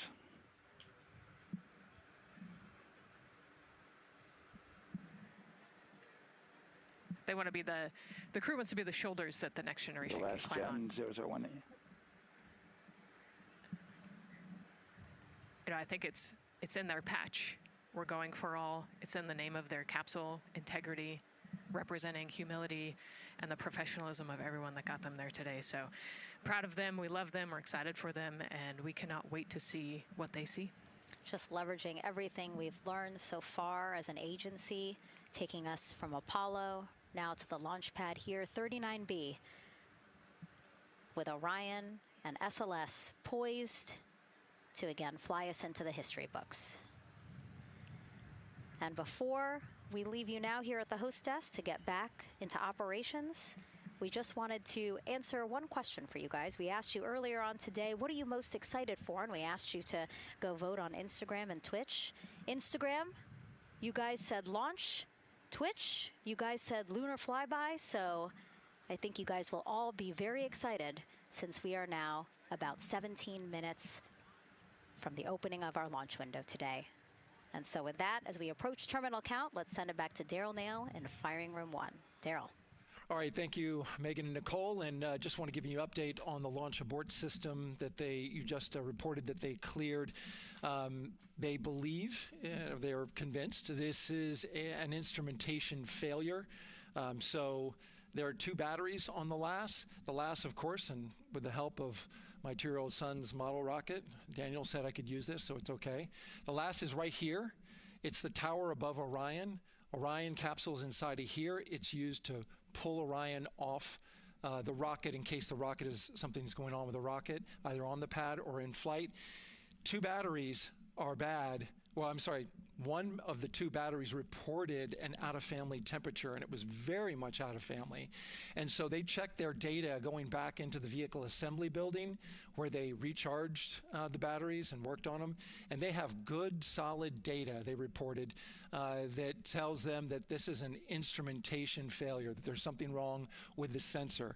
And so they took it before the mission management team, which has to accept the risk, any changes to launch commit criteria, which this would be one, and they all fully accepted it. So now we are clear as far as that constraint is concerned. And one quick thing as we count down now, we are getting into the final minutes before liftoff.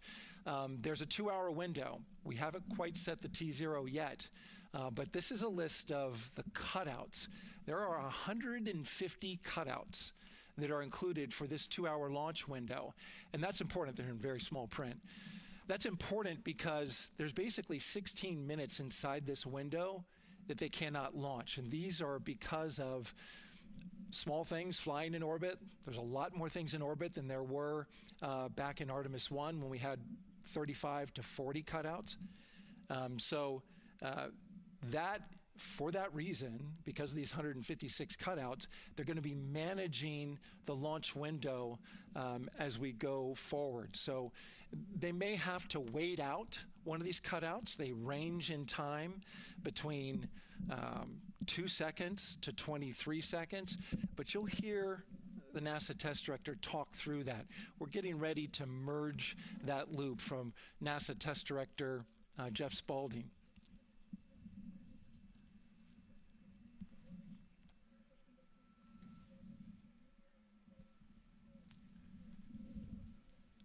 And so now I'm listening to the launch team get ready to merge their operational channel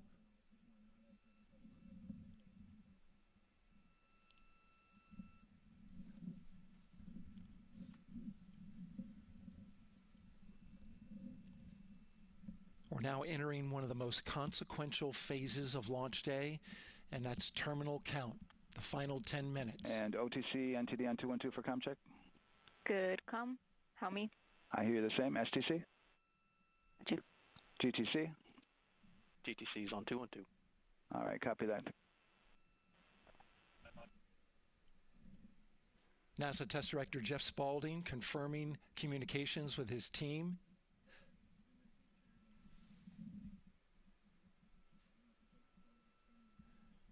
There will be 2 polls that we'll hear.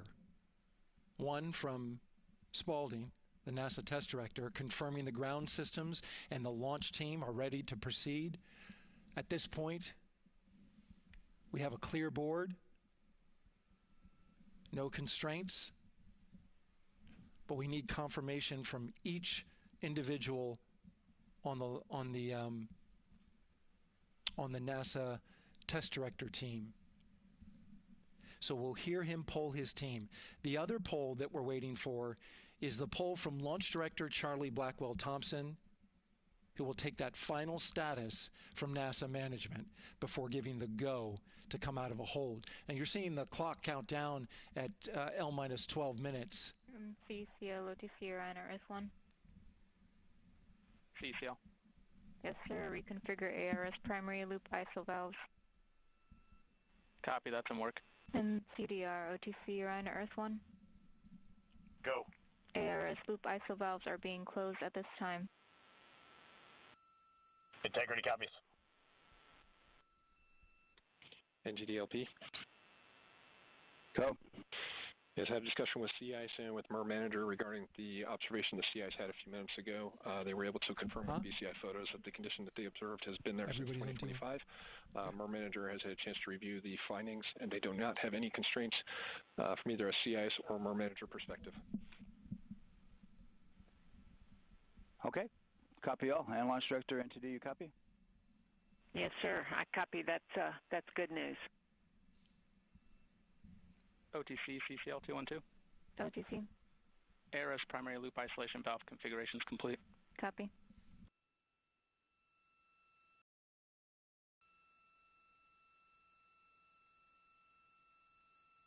And CGLS NTD, cancel pending, please. CLS copies, and that's complete. All right, and for all personnel, we got a little bit more work to do before we pick up the clock, and we're about a little over a minute from getting to T-minus 10 minutes, but we've canceled the resume time there, and then we'll pick it up after we get through all of our work and anything else that we need to do to get through the remainder of counts. So we'll continue working that to get to our T0 today. So when we get to about 50 seconds from now, we'll extend that hold. CVSE OTC. CVSE 400-290, looking to verify that we are configured for ascent. Yep, give me about 2 more minutes. I'm going to start CMA2 streaming. Copy. NTD COSE hold requested. Copy that. I have an LCC violation of O-CT-004, S-band transponder anomaly. This was a transient LCC violation, so transponder 1 had a demodulated SNR estimate that went down to 2 dBm when it should have been between 10 and 13. It is now back up to 12, but we did lose that for just a moment.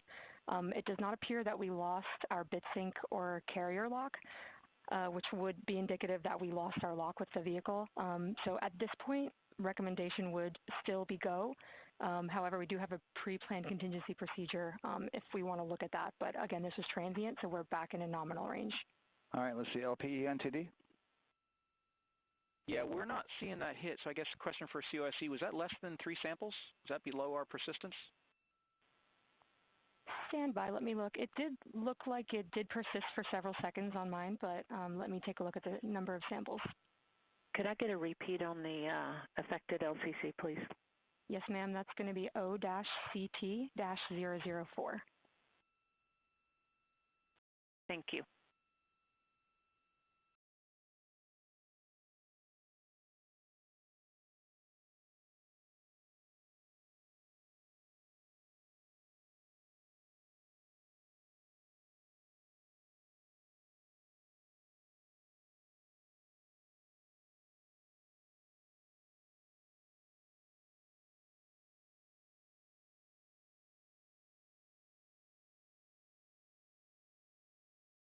Yeah, us taking a look at the data right here, looks like that was a single sample.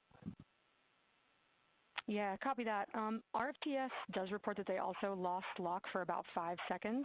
So I would love to ask KUS and see if they also lost lock with the vehicle for any extended amount of period.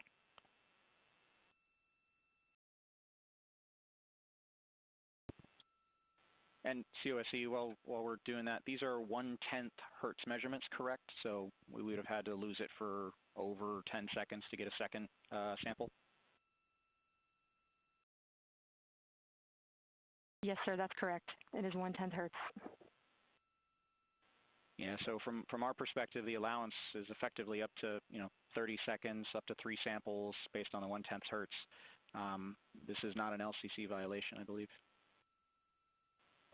Yes, sir, I would agree with that at this point. Copy that. We're checking with KUS on 232. I don't think they have 212 access. We're trying to verify, but it sounds like they have a loss of lock as well. About 2 seconds. Okay. And I guess for both KUS and COSE, do we have lock now? That's affirmed. We do have lock for COSE.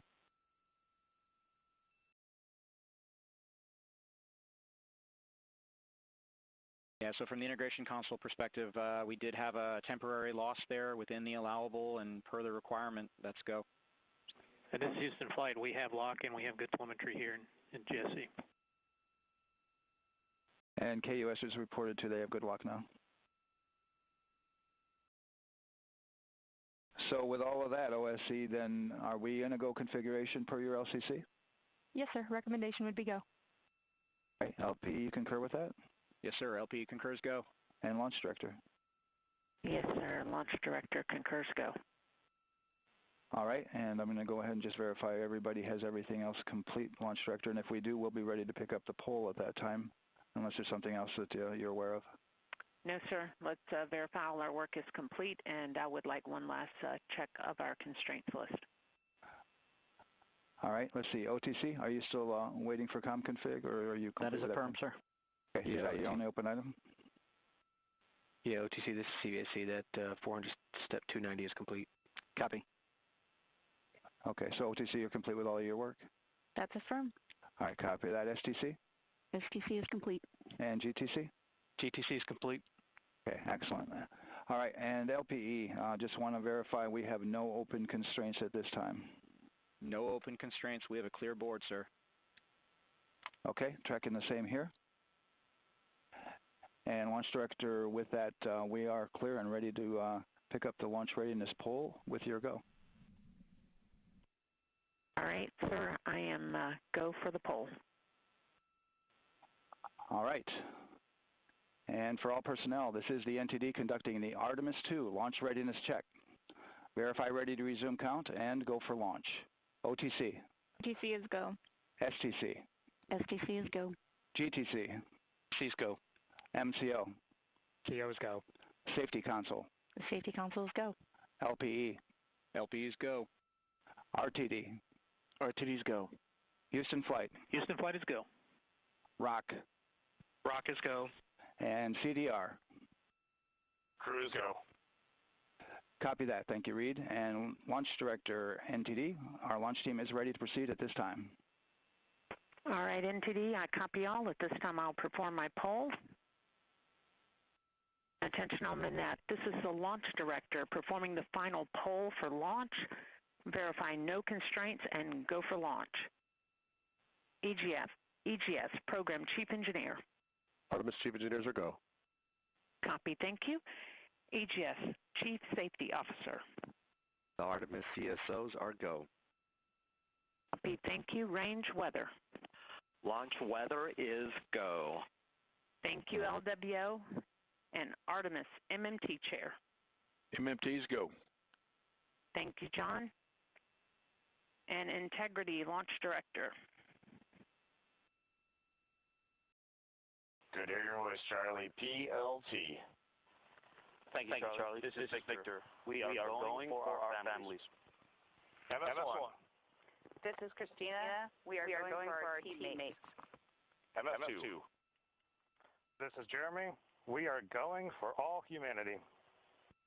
All right, Charlie, your Artemis 2 crew is go for launch. Full send. I copy that. Reed, Victor, Christina, and Jeremy. On this historic mission, you take with you the heart of this Artemis team, the daring spirit of the American people and our partners across the globe, and the hopes and dreams of a new generation. Good luck. Godspeed, Artemis 2. Let's go.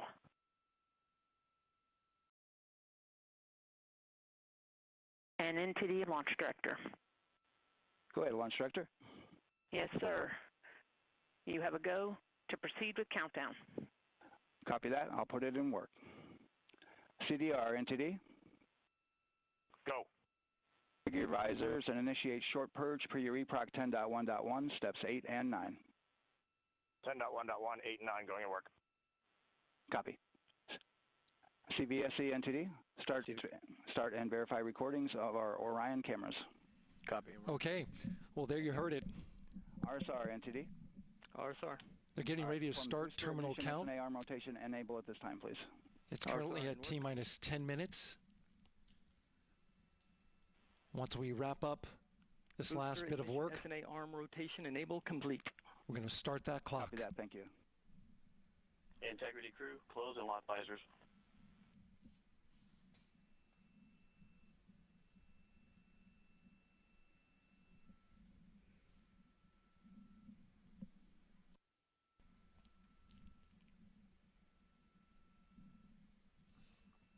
You heard an issue, worked in real time with telemetry lock on the Orion. It was transitory. It was very short. They checked the data, confirmed that they had a good lock This was with the S-band transmitter on the Orion. Worked through that issue, looked at the data, and cleared it. All with the world watching. Impressive work by the launch team. So we have a 2-hour window, which starts in just a few minutes at 6:24 p.m. Eastern Time and goes until 8:24 p.m. Eastern Time. And ECL NTD will be waiting for your verification on the short purge. ECL copies. And for all personnel, once we get that short purge verification, we'll verify that we are clear to go, and then we'll proceed with the terminal count.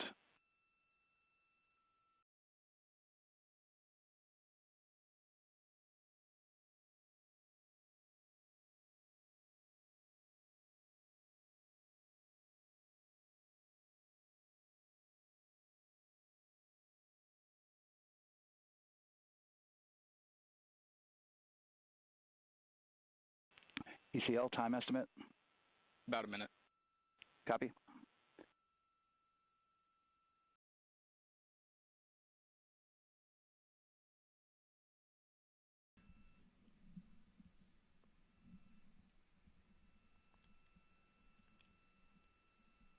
So we're going into the launch window, but not by much, it looks like. Just wrapping up some final work. And once that's completed, you'll hear NASA Test Director Jeff Spaulding ask for the ground launch sequencer operator to go ahead and start the clock. The ground launch sequencer is an application software. It runs on top of the launch control system in the firing room, acts like a conductor of an orchestra, executing hundreds of commands in precise order and timing. It's all autonomous. NTD CCL 212, short purge initiation is verified. All right, copy that, and we're verifying our constraints.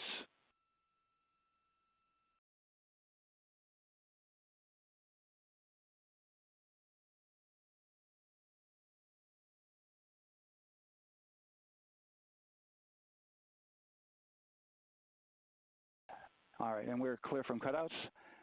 And with that, we're going to resume the clock momentarily. And CGLS, you can resume the clock on your mark. GLS copies. 3, 2, 1, mark. GLS mainline has been initiated. T-minus 10 minutes and counting.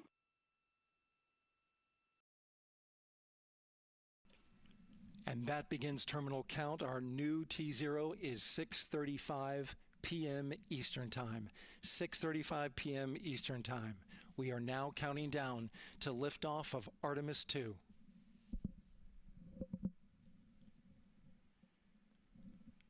From now on, you're going to hear two voices on the loops. If everything goes nominally, NASA Test Director Jeff Spaulding, who's directly managing the launch team, and Alex Bendelos, the GLS operator who closely monitors the software. He has the ability to stop and restart the countdown.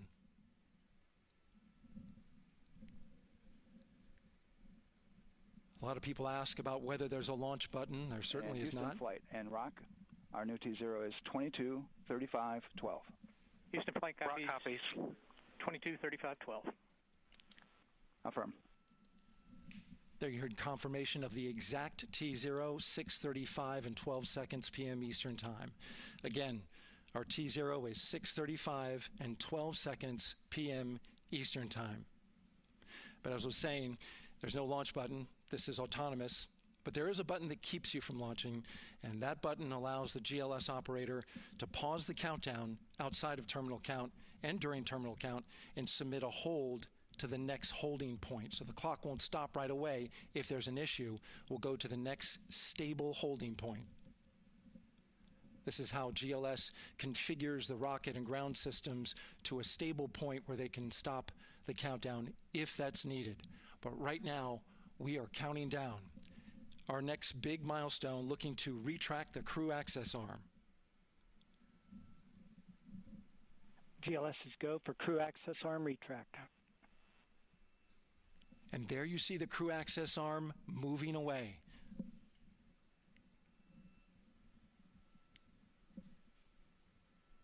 That's the path that the astronauts took to ingress into the rocket.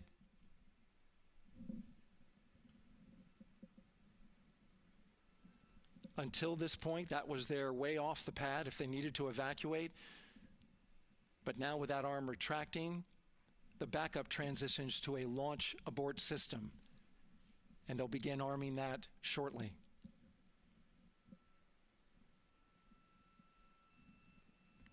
Of course, the launch abort system, great shot there of the crew access arm retracting away. The launch abort system is the tower at the top, and that's what would pull Orion and its crew off the top of the rocket in case of an emergency, whether it's on the ground or in flight. This is critical safety hardware that protects the lives of the astronauts.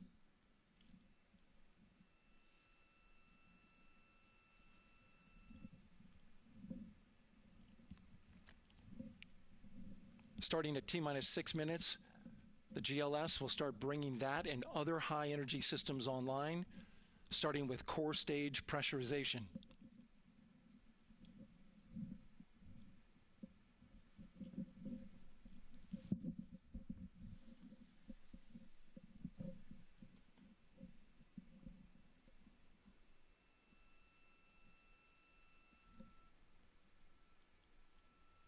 Weather is 90% go. The range is go. All systems are go.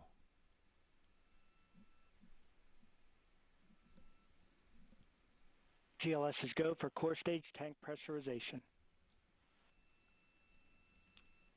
That means the replenish valve for the liquid hydrogen tank has now closed, and that tank is beginning to pressurize to flight levels because that hydrogen is naturally boiling inside the tank. We'll get the liquid oxygen tank a little later in the count. Now the team is waiting for verification that, if needed, the Artemis II crew could use the launch abort system to pull Orion safely off the top of the rocket in an emergency. Let's listen in for that call. GLS verifies last capability available. And CDR, do you copy?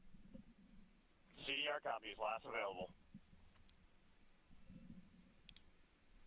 That's great news, and you heard the NTD verify that with the commander of the mission.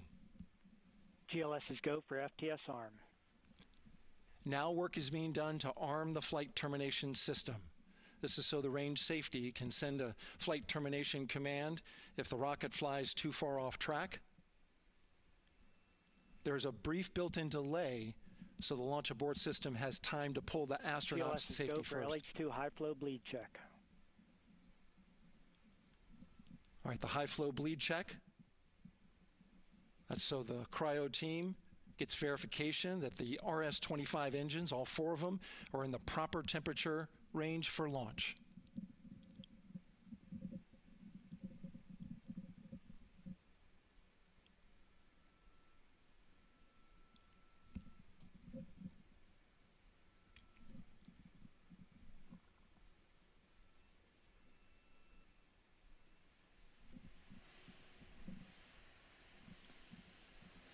GLS is go for core stage APU start. Core stage APUs start. Those are auxiliary power units, high-speed turbines which provide pressure to hydraulic pumps that steer the RS-25 engines. We're going to see a gimbal test a little later at T-minus 2 minutes and 30 seconds. This is what allows that to happen.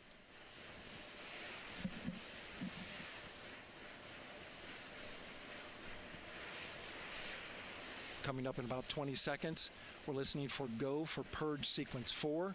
That's a helium purge of the 4 core stage engines downstream of the propellant valve. This gets all the air and moisture out of there.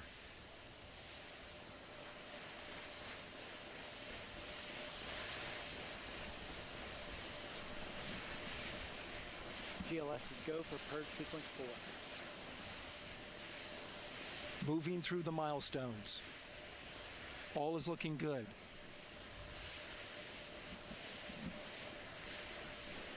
Coming up In just a few seconds, we're going to get that thrust vector control actuator test. This is a gimbaling of the engines.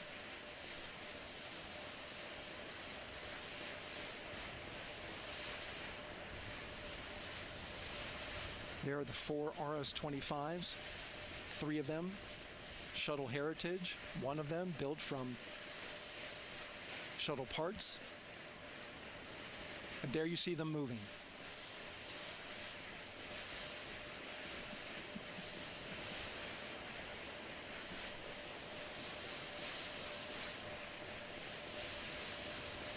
Now we're going to start moving the power from both the upper stage and the lower stage of the rocket to internal, taking ground power away and now going to battery power. GLS is go for upper stage to internal power. All right, power is removed from the rocket's upper stage, the ICPS, and it's been switched to battery. Same milestone for the lower core stage coming up at T-minus 1 minute and 30 seconds. Right now, the 4-person Artemis II crew is 248,000 miles away from the moon. And if all goes well, they will fly by it in 6 days. GLS is go for core stage to internal power. All right, there's the rocket's core stage, which houses 3 flight computers, is now on its own power. There's no more hold time because there's no more margin on these batteries. So we would have to recycle back to T-minus 10 to recharge if we had a hold.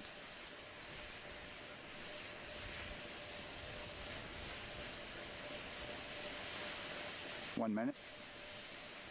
Right now, the rocket does not know what the T0 is, but coming up at T-minus 33 seconds, control shifts from the ground launch sequencer to the rocket's onboard autonomous launch sequencer, or ALS.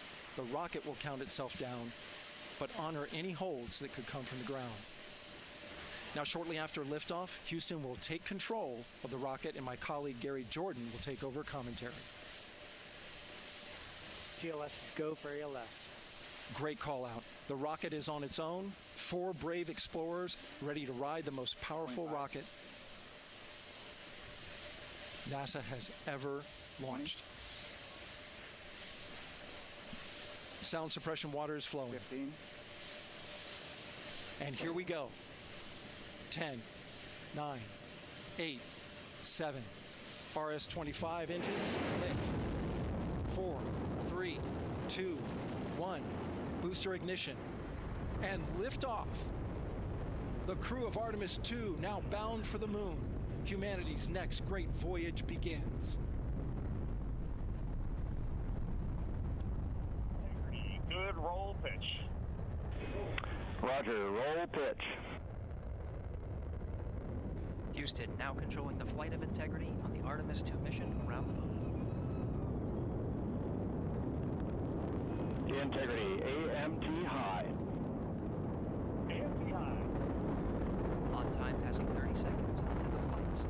Integrity passes the alternate MECO. Target milestone. Mission Control Houston seeing good performance on the 4 main engines. Space Launch System core stage.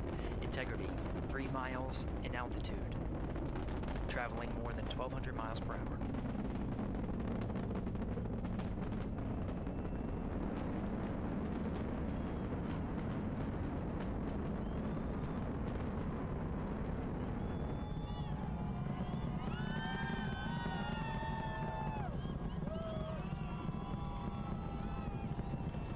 Mission elapsed time, passing 1 minute, approaching max Q. On, Ponce de Leon. Stan, we have you loud and clear on Ponce de Leon. Have you the same? Communication signal transfer confirmed as Integrity and its crew go supersonic. Approaching 90 seconds into the Artemis II mission. Integrity is 14 miles in altitude, 8 miles downrange, traveling more than 2,600 miles per hour.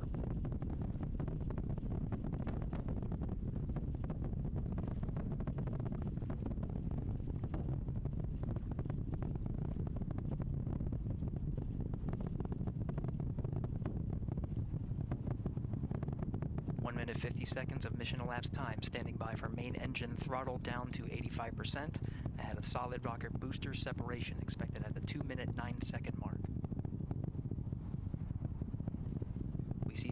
throttle down.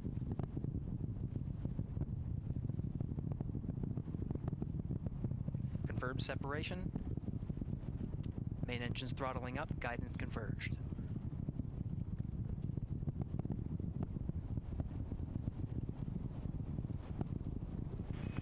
Integrity, guidance converged, performance nominal, upper stage RCS ready. Copy all, Stan. Integrity, SM priming complete. SM priming complete. 2 minutes 45 seconds of mission elapsed time into the Artemis 2 mission. Thrusters on Integrity and upper stage confirmed in a ready state ahead of service module fairing separation.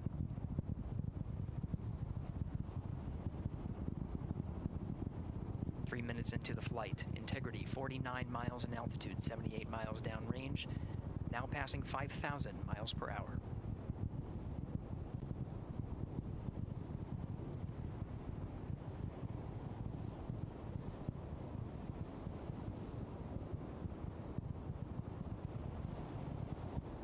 Standing by for launch abort system jettison. Houston Integrity, good last jettison, great view. Copy jettison, Team Eco 8+02. We see the same on board, Stan. And Houston has you loud and clear on TDRS at the Carmen line. Outstanding, Stan, we have you the same. 3 minutes 50 seconds into the flight of Artemis 2, Wiseman, Glover, Cook, and Hansen cross the boundary to space with good comm checks. GPS signals acquired after last jettison now working on internal checks to verify accuracy. Flight Dynamics Officer analyzed the time of main engine cutoff, confirmed at 8 minutes 2 seconds, time of MECO.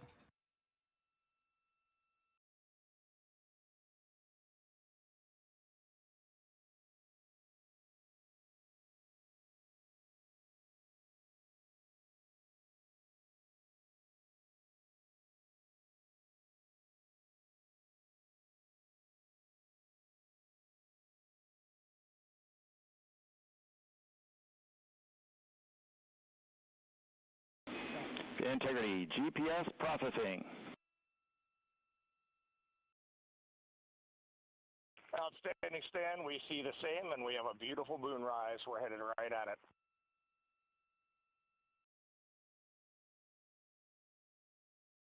Approaching 5 minutes into the flight, Commander Reed Wiseman confirms he has visuals of his destination. GPS guidance, navigation, and control software finishes internal checks and sends to navigation channels.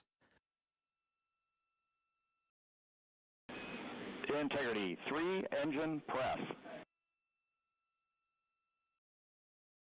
3 engine press. On time, now passing 5 minutes 20 seconds of mission elapsed time into the Artemis 2 mission. At this point, 3 good main engines are all that's needed to carry Integrity to a nominal main engine cutoff target. Though at this time, we're seeing 4 good engines here in Mission Control Houston. Integrity, 75 miles in altitude, 330 miles downrange, approaching 10,000 miles per hour.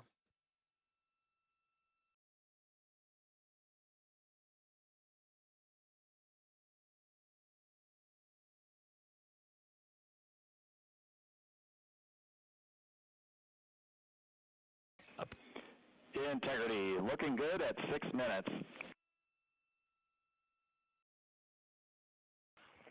Same on board, Stan.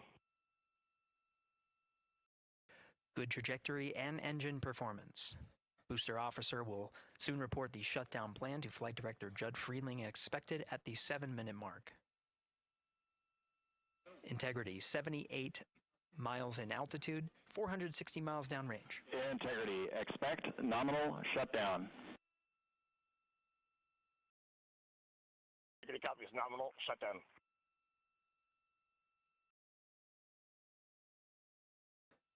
Six minutes 40 seconds of mission elapsed time. Shutdown plan is as expected.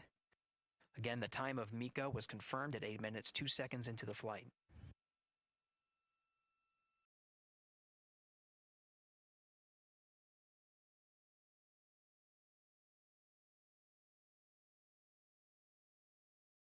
Seven minutes of mission elapsed time.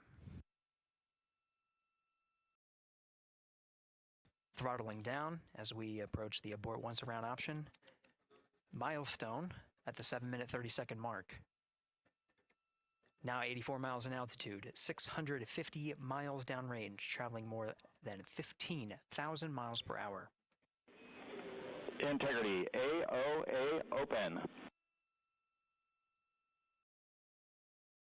AOA open. The window is now open for an abort once around option that would target splashdown in the Pacific Ocean. Still following nominal ascent at this time.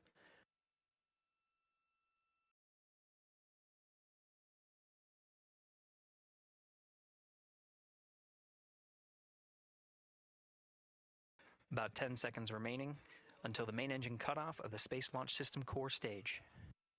Standing by for confirmation of MECO and core stage separation.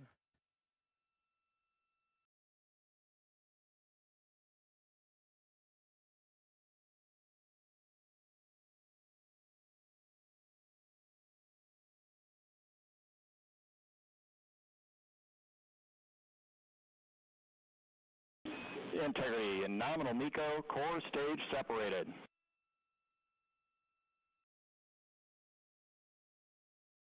We see the same on board, Stan.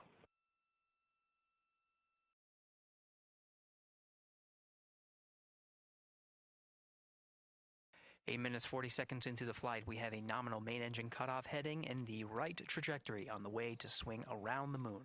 Core stage has separated, done its job. The Space Launch System upper stage, the Interim Cryogenic Propulsion Stage, or ICPS, still attached to the Orion spacecraft.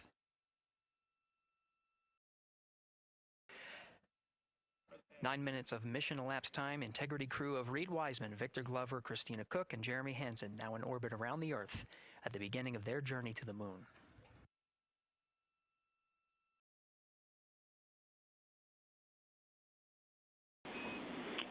Integrity Houston, looking ahead to PRM numbers so far per the pad.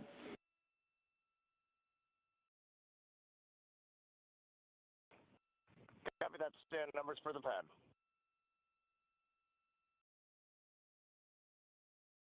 Capcom Stan Loves now reminding the crew that the perigee raise maneuver time of ignition is as expected prior to booster ignition. That time being 49 minutes, 50 seconds of mission elapsed time.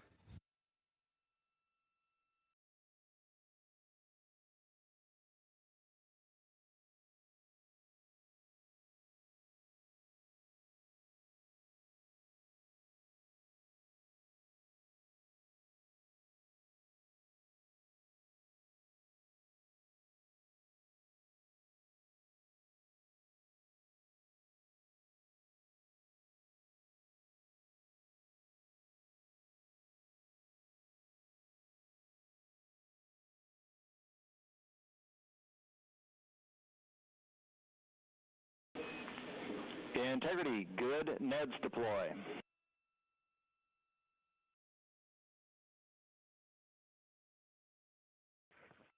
Copy that, Stan. Good, Neds.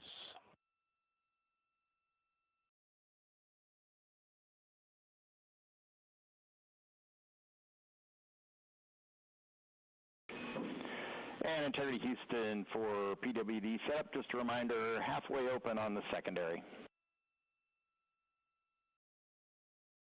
We copy that, Stan. Halfway open.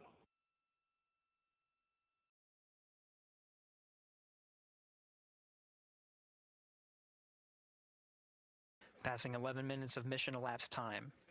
Here, overhearing the conversation between Capcom Stan Love and Commander Reed Wiseman, already passing some milestones. We have a good nozzle extension deployment system. That is confirmed. Complete. We also have the visors are confirmed up. Now past the dynamic phase of flight, that is ascent. Their launch and entry suits that provided them an extra layer of protection. Now not as needed. They're going to raise those visors. And later in today's mission, they will begin to egress or get out of the suits to begin some of their initial tasks of activating some of the systems aboard in the Integrity spacecraft. It's passing 12 minutes of mission elapsed time. Again, the perigee raise maneuver that's targeted near 50 minutes of mission elapsed time, 49 minutes, 50 seconds. That's what the crew is going to be working towards. The Commander Reed Wiseman pilot Victor Glover will focus on preparing for that milestone. In the meantime, mission specialists Christina Cook and Jeremy Hansen will start some of the activation of environmental control life support systems. You may hear confirmation of their activation over the Orion to Earth communication network.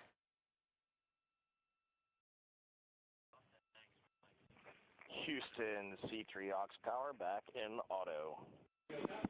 Copy C3 aux, and we're 2 minutes to maneuver.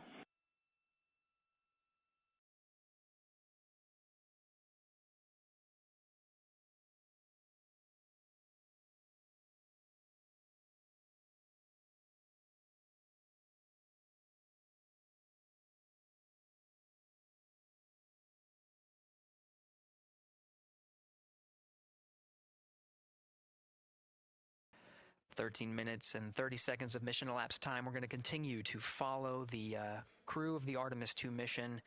They are beginning their journey around the moon to verify the systems that will take us to its surface. An incredible ascent. Artemis 2 is underway. Reed Wiseman, Victor Glover, Christina Cook, and Jeremy Hansen begin their journey to the moon. Still milestones to come up as we await solar array deploy and the critical burns that will get Integrity into high Earth orbit around the Earth before engines are fired to get us around the moon.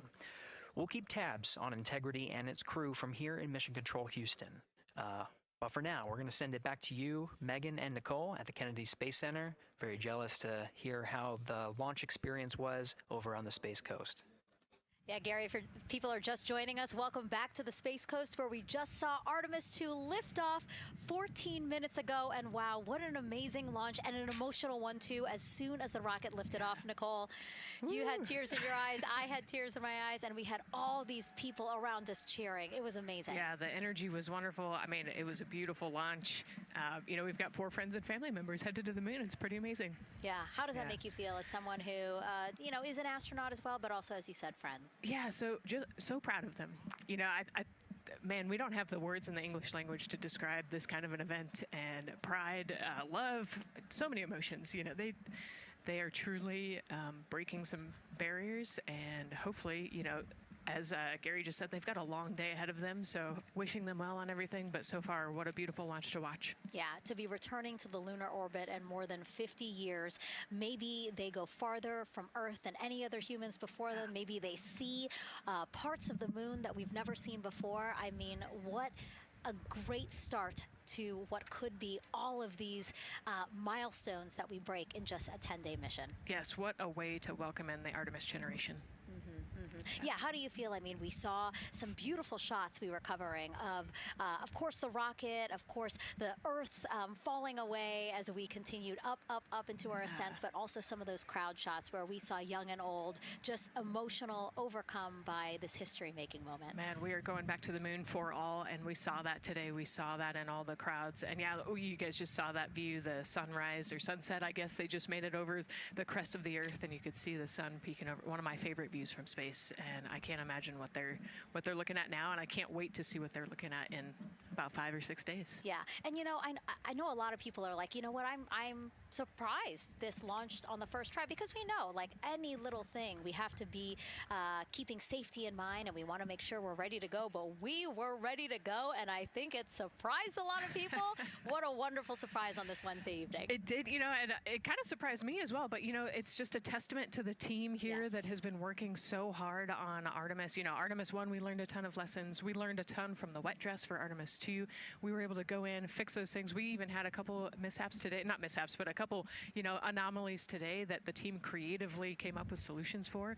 It's just a testament to the teamwork that gets us to the moon. And so we can continue to watch Christina, Reed, Victor, and Jeremy on their way now to the moon in Earth's orbit and awaiting the next in-flight milestones, deploying Orion's solar arrays. So why don't we get back in with Mission Control and Gary. Hey, thank you, Megan. Again, we're following I along said in the something. action. It is a long day. They have a number of procedures they need to get to immediately in their timeline. And Integrity Houston, crosstie is on board per the ETSI-DEM. We copy Houston. Thank you.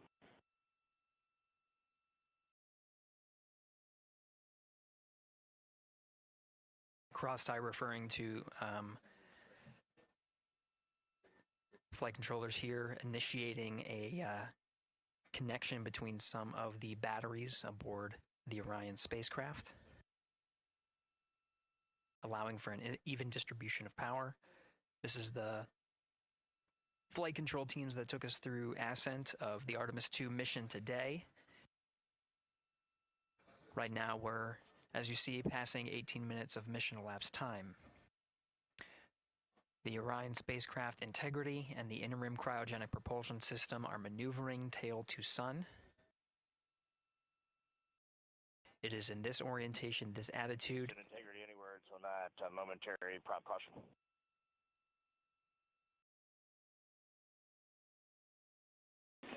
And Reed, no action. We're looking at it.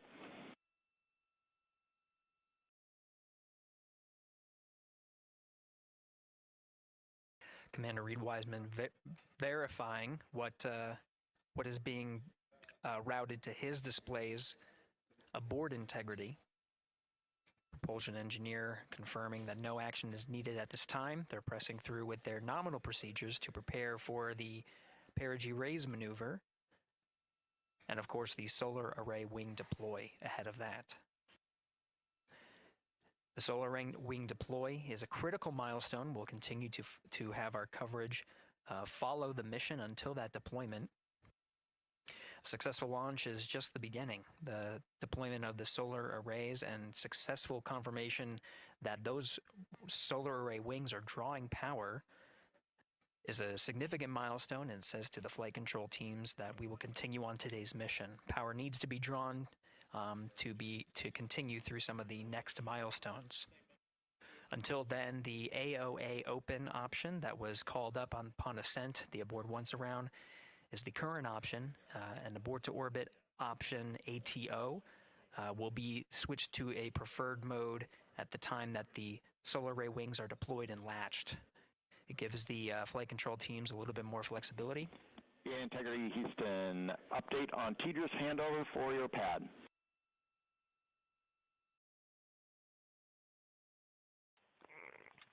Give us just 1 minute.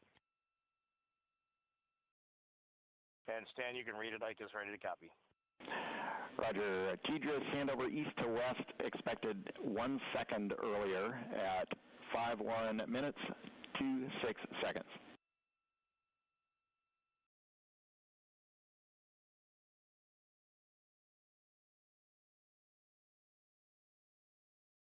Hi, Stan. We copy 1 second earlier for 5126 TDRS east to west, and saws are starting to deploy. Thermal knives are firing. We concur. Thanks for the report.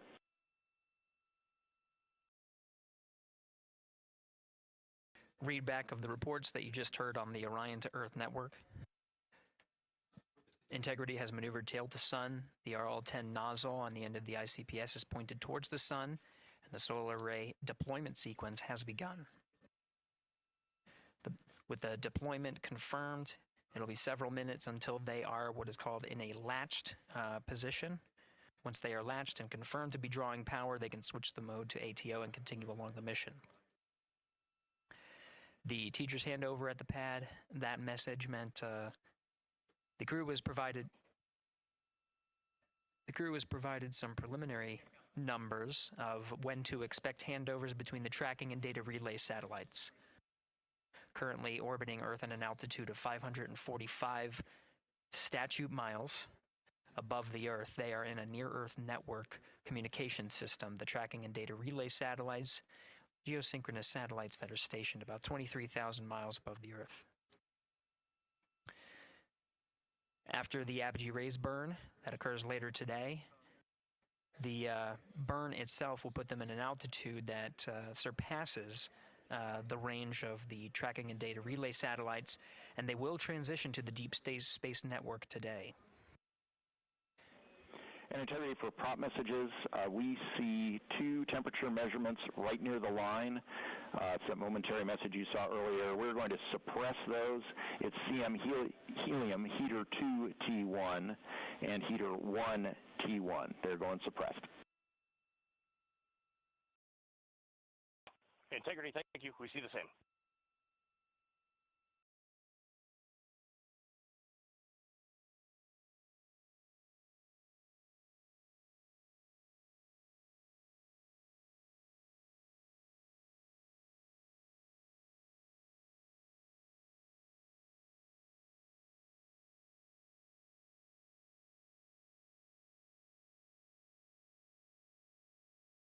This is Mission Control Houston, passing 23 minutes of mission elapsed time into the Artemis 2 mission.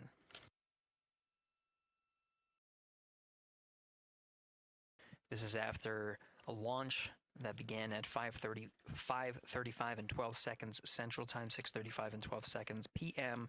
Eastern Time.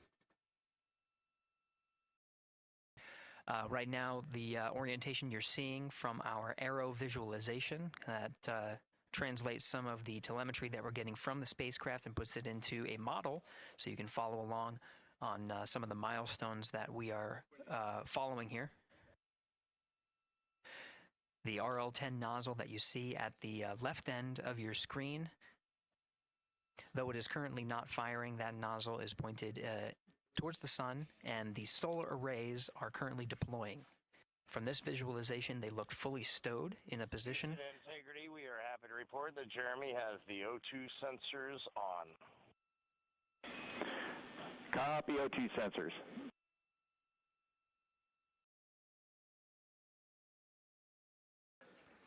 Again, Commander Reed Wiseman and pilot Victor Glover overseeing the deployment of the solar arrays.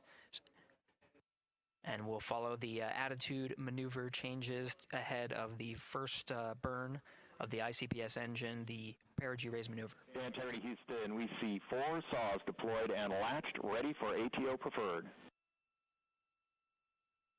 Yeah, we're almost there in the procedure stand, and we see the same thing. And Integrity Houston, we are seeing a 7-second miscompare between the MET on Orion and ICPS. We'd like you to read us the MET from your center status bar and for the ICPS on StackSum.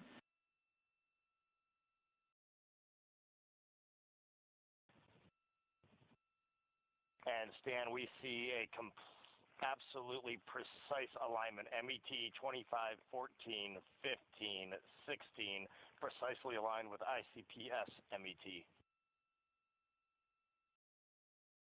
Copy, thank you for that. We'll investigate a ground issue. And Houston Integrity, ATO preferred set. Copy, ATO preferred.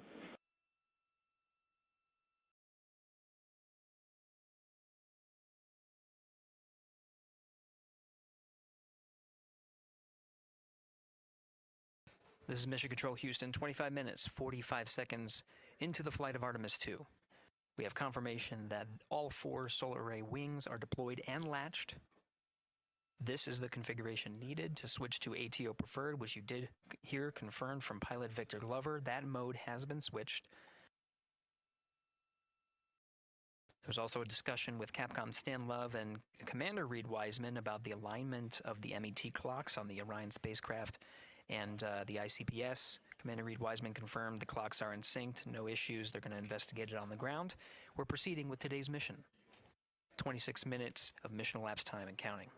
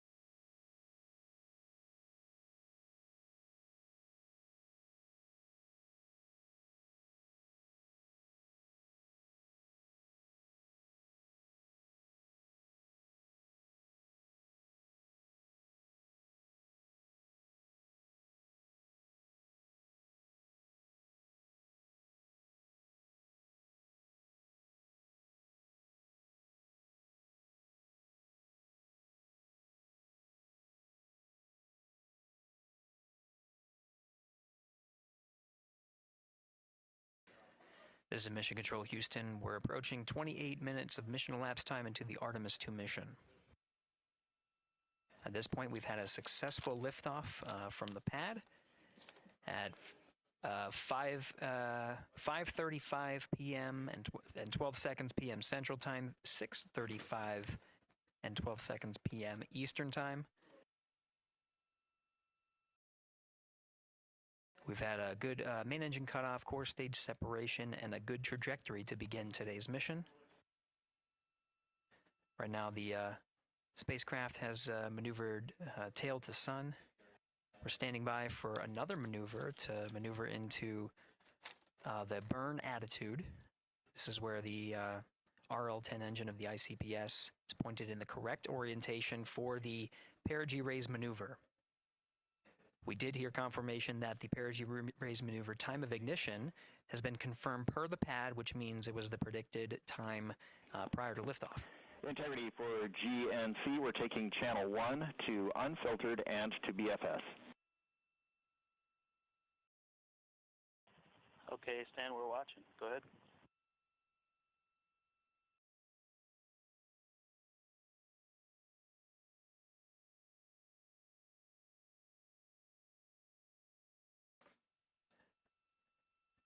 Capcom Stan Love reading up to the crew of Integrity. They will switch the navigation source from channel 1, standing by for confirmation that that switch has occurred. Pilot Victor Glover will receive confirmation when, and is at least watching to confirm that that switch has occurred. Again, the perigee raise maneuver that we're heading towards, not too long from now, we're actually inside 20 minutes at this time from the time of ignition of the perigee raise maneuver.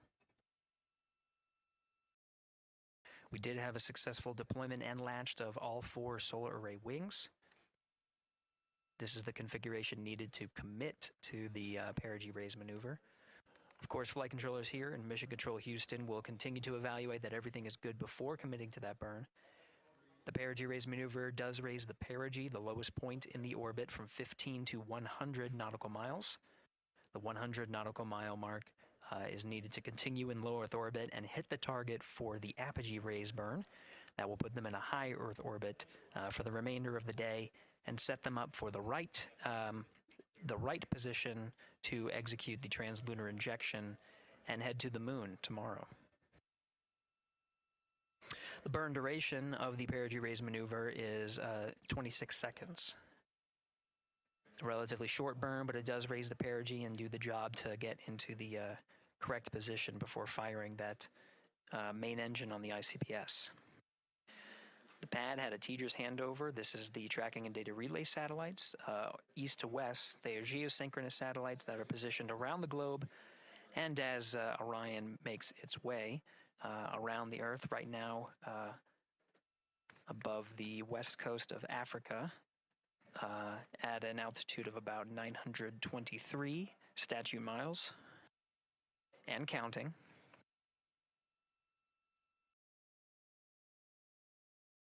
The perigee raise maneuver is not executed at the perigee.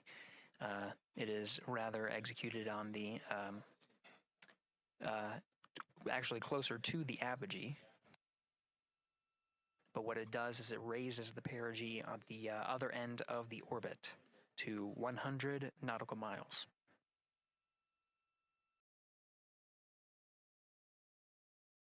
The 26-second duration burn does not conflict with the time that they reported of the tracking and data relay satellite handover from TDRS east to west. Again, geosynchronous satellites that are used not only by Integrity today, but the International Space Station as well.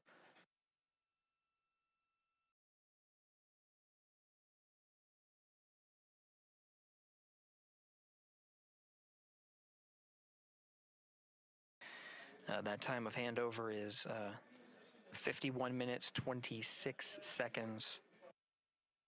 Plenty of margin before the perigee raise maneuver cutoff happens, and the trajectory is analyzed to see whether it was a good burn A good burn means that the burn was performed as expected and sets the trajectory on course for that 100 nautical mile perigee target mark.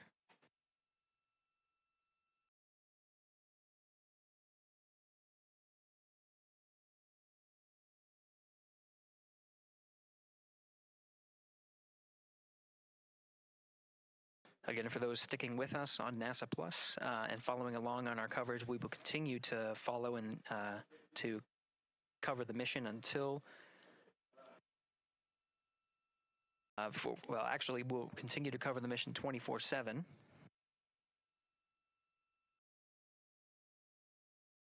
But we'll wrap up our coverage here shortly.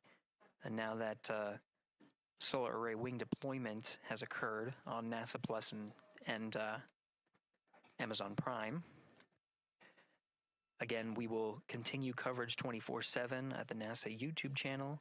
For those that want to see all of the upcoming milestones, there are select times where we will be coming back to NASA Plus and other streaming platforms. You can go to nasa.gov to find the latest on when to find those activities. Given that this is an operational mission, we do want to make sure that we are maintaining transparency in the mission and providing you all the information on what's happening in space as Reed Wiseman, Victor Glover, Christina Cook, and Jeremy Hansen head on their mission around the moon.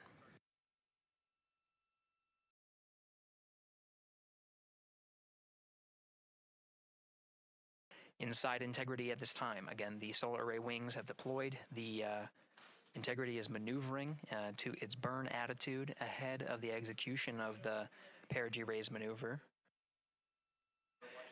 Overseeing these steps is primarily done by Commander Reed Wiseman and pilot Victor Glover. Mission specialists Christina Cook and Jeremy Hansen focusing on some of the system activation inside of Orion, namely the environmental and control and life support systems. The activation and checkout of some of these critical systems are very important to continuing on the mission, making sure that those systems are in a good condition and in a reliable condition to provide the necessary environmental and control needs of the crew with humans on board through the duration of the mission that extends 10 flight days.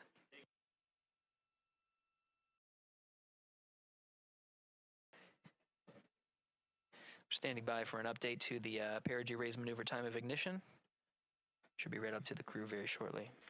Integrity Houston, updated PRM numbers when you're ready to copy. All right, Houston, we are ready to copy. TIG is 2 seconds earlier at 4 9er minutes, 4.8 seconds. TIGO unchanged at 2.6 seconds. 49.48, TIGO 26.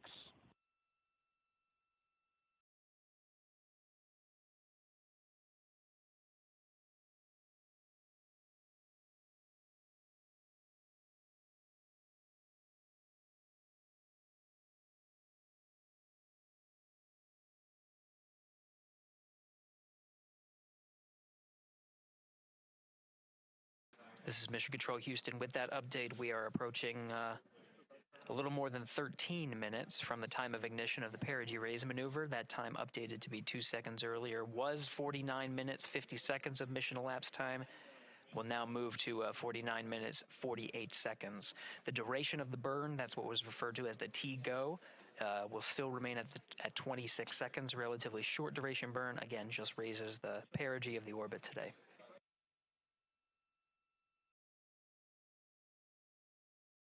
Making sure they hit the mark on that time of ignition is the primary concern of Commander Reed Wiseman and pilot Victor Glover.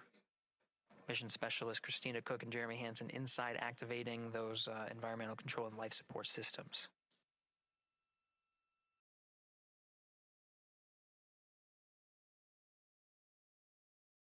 At this time, all 4 crew members are wearing the launch and entry suits.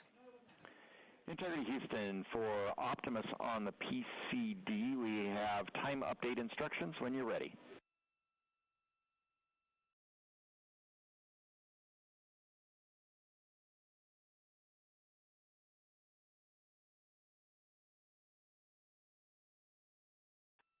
And Houston, Integrity, we copy. Hands are pretty busy at this time. I think we will call you back when we're ready for that. All right, that one is not urgent. 2 minutes to maneuver to PRM attitude. We are watching and concurred. 90 seconds-ish, maybe. Pilot Victor Glover confirming that that maneuver less than 2 minutes. Again, that the point of that maneuver is to point the main engine of the ICPS, the RL-10 engine, in the proper orientation to execute that 26-second burn. It needs to point in the correct position to achieve the goal of raising the perigee to 100 nautical miles.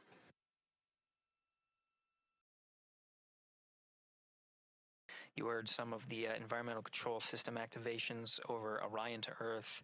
Jeremy Hansen activated the O2 sensors. They'll be measuring the cabin of Orion.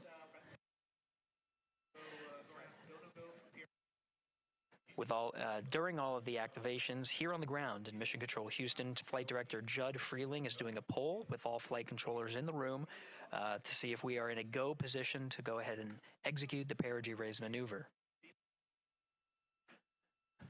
Once concluded, Stan Love will report it back up to the crew, and we'll stand by for that.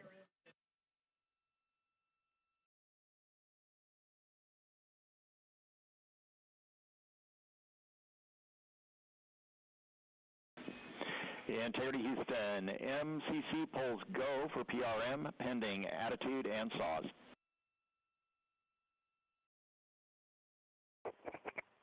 Hey, we copy. MCC is go. Maneuver starting.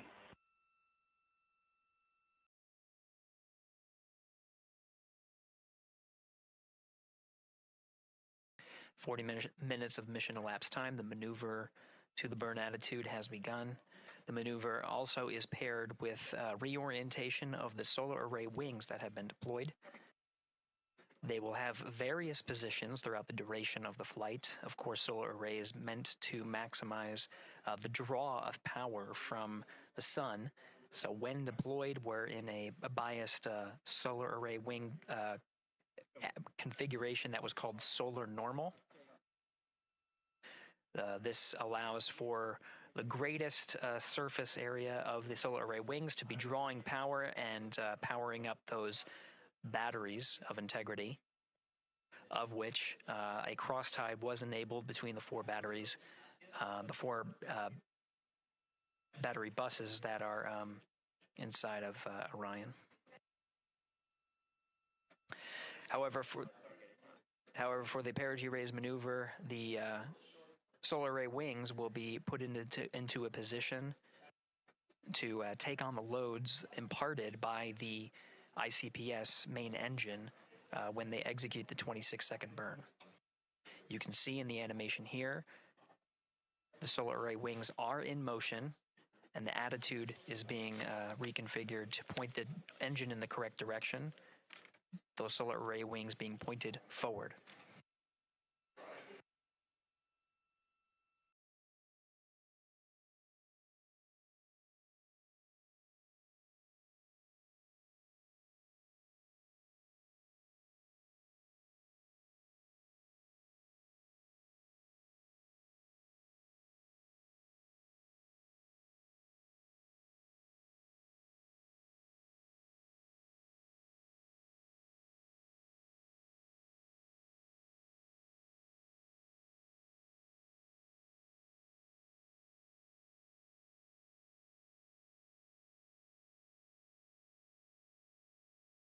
You're getting a live look inside the Artemis 2 mission flight control room. The team you see here oversaw the ascent of our four astronauts inside Integrity, launching at 6:35 and 12 seconds p.m. Eastern Time. Now again, this room will be occupied 24 hours a day, 7 days a week, with flight controllers shifting on 3 shifts to oversee 24/7 operations of Artemis 2 while in flight. We will cover that live on the NASA YouTube channel, and we'll be covering that around the clock as we begin to wrap up our coverage here on NASA Plus. Before I do want to send it over to our colleagues at the Kennedy Space Center. And to my colleagues, it was a pleasure to join the teams at the Kennedy Space Center and be a part of such a historic launch. Here in Houston, again, we're turning our attention to the mission. And for now, we'll say farewell and thank you to our colleagues there for today's launch coverage. We'll see you again soon for Splashdown. This is Mission Control Houston, sending it back over to Megan and Nicole at the host desk. Thank you, Gary. And yes, it was such a pleasure to be a part of this historic mission that started right here at Kennedy Space Center. It was such an amazing sight to be a part of. And now, as Reed Wiseman, Victor Glover, Christina Cook, and Jeremy Hansen begin their journey, we here at the Kennedy Space Center are about to wrap our broadcasts. We'll, of course, though, have 24/7 coverage with our colleagues at Johnson Space Center starting as soon as we sign off, so don't worry.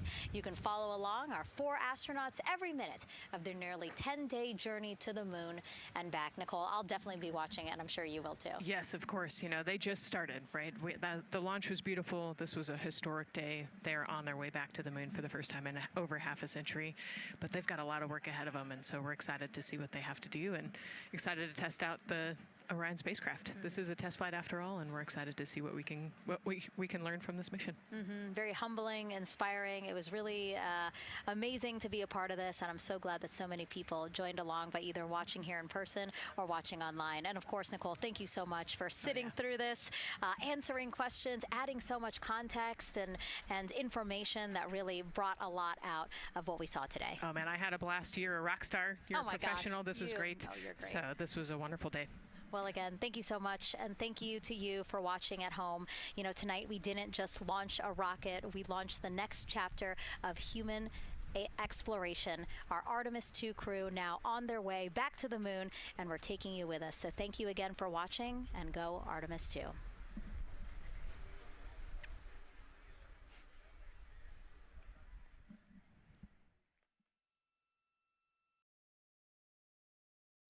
All 4 astronauts, and it appears all of them are undergoing their suit leak checks. Yes, a pre-flight tradition that we have seen with our crewed flights, the card game. The astronauts who have just left crew suit up and are now walking down a hallway. And here they are, NASA's Artemis 2 crew, taking their first steps outside for their historic test flight. And the 4 of them step into their astrovan. And off they go.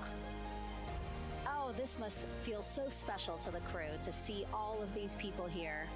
Watching the crew walk across the crew access arm, getting a beautiful view. Everybody configured with their suits, so in we go. The closeout crew has closed the launch abort system hatch. 3, 2, 1, booster ignition, and liftoff. The crew of Artemis 2 now bound for the moon. Humanity's next great voyage begins.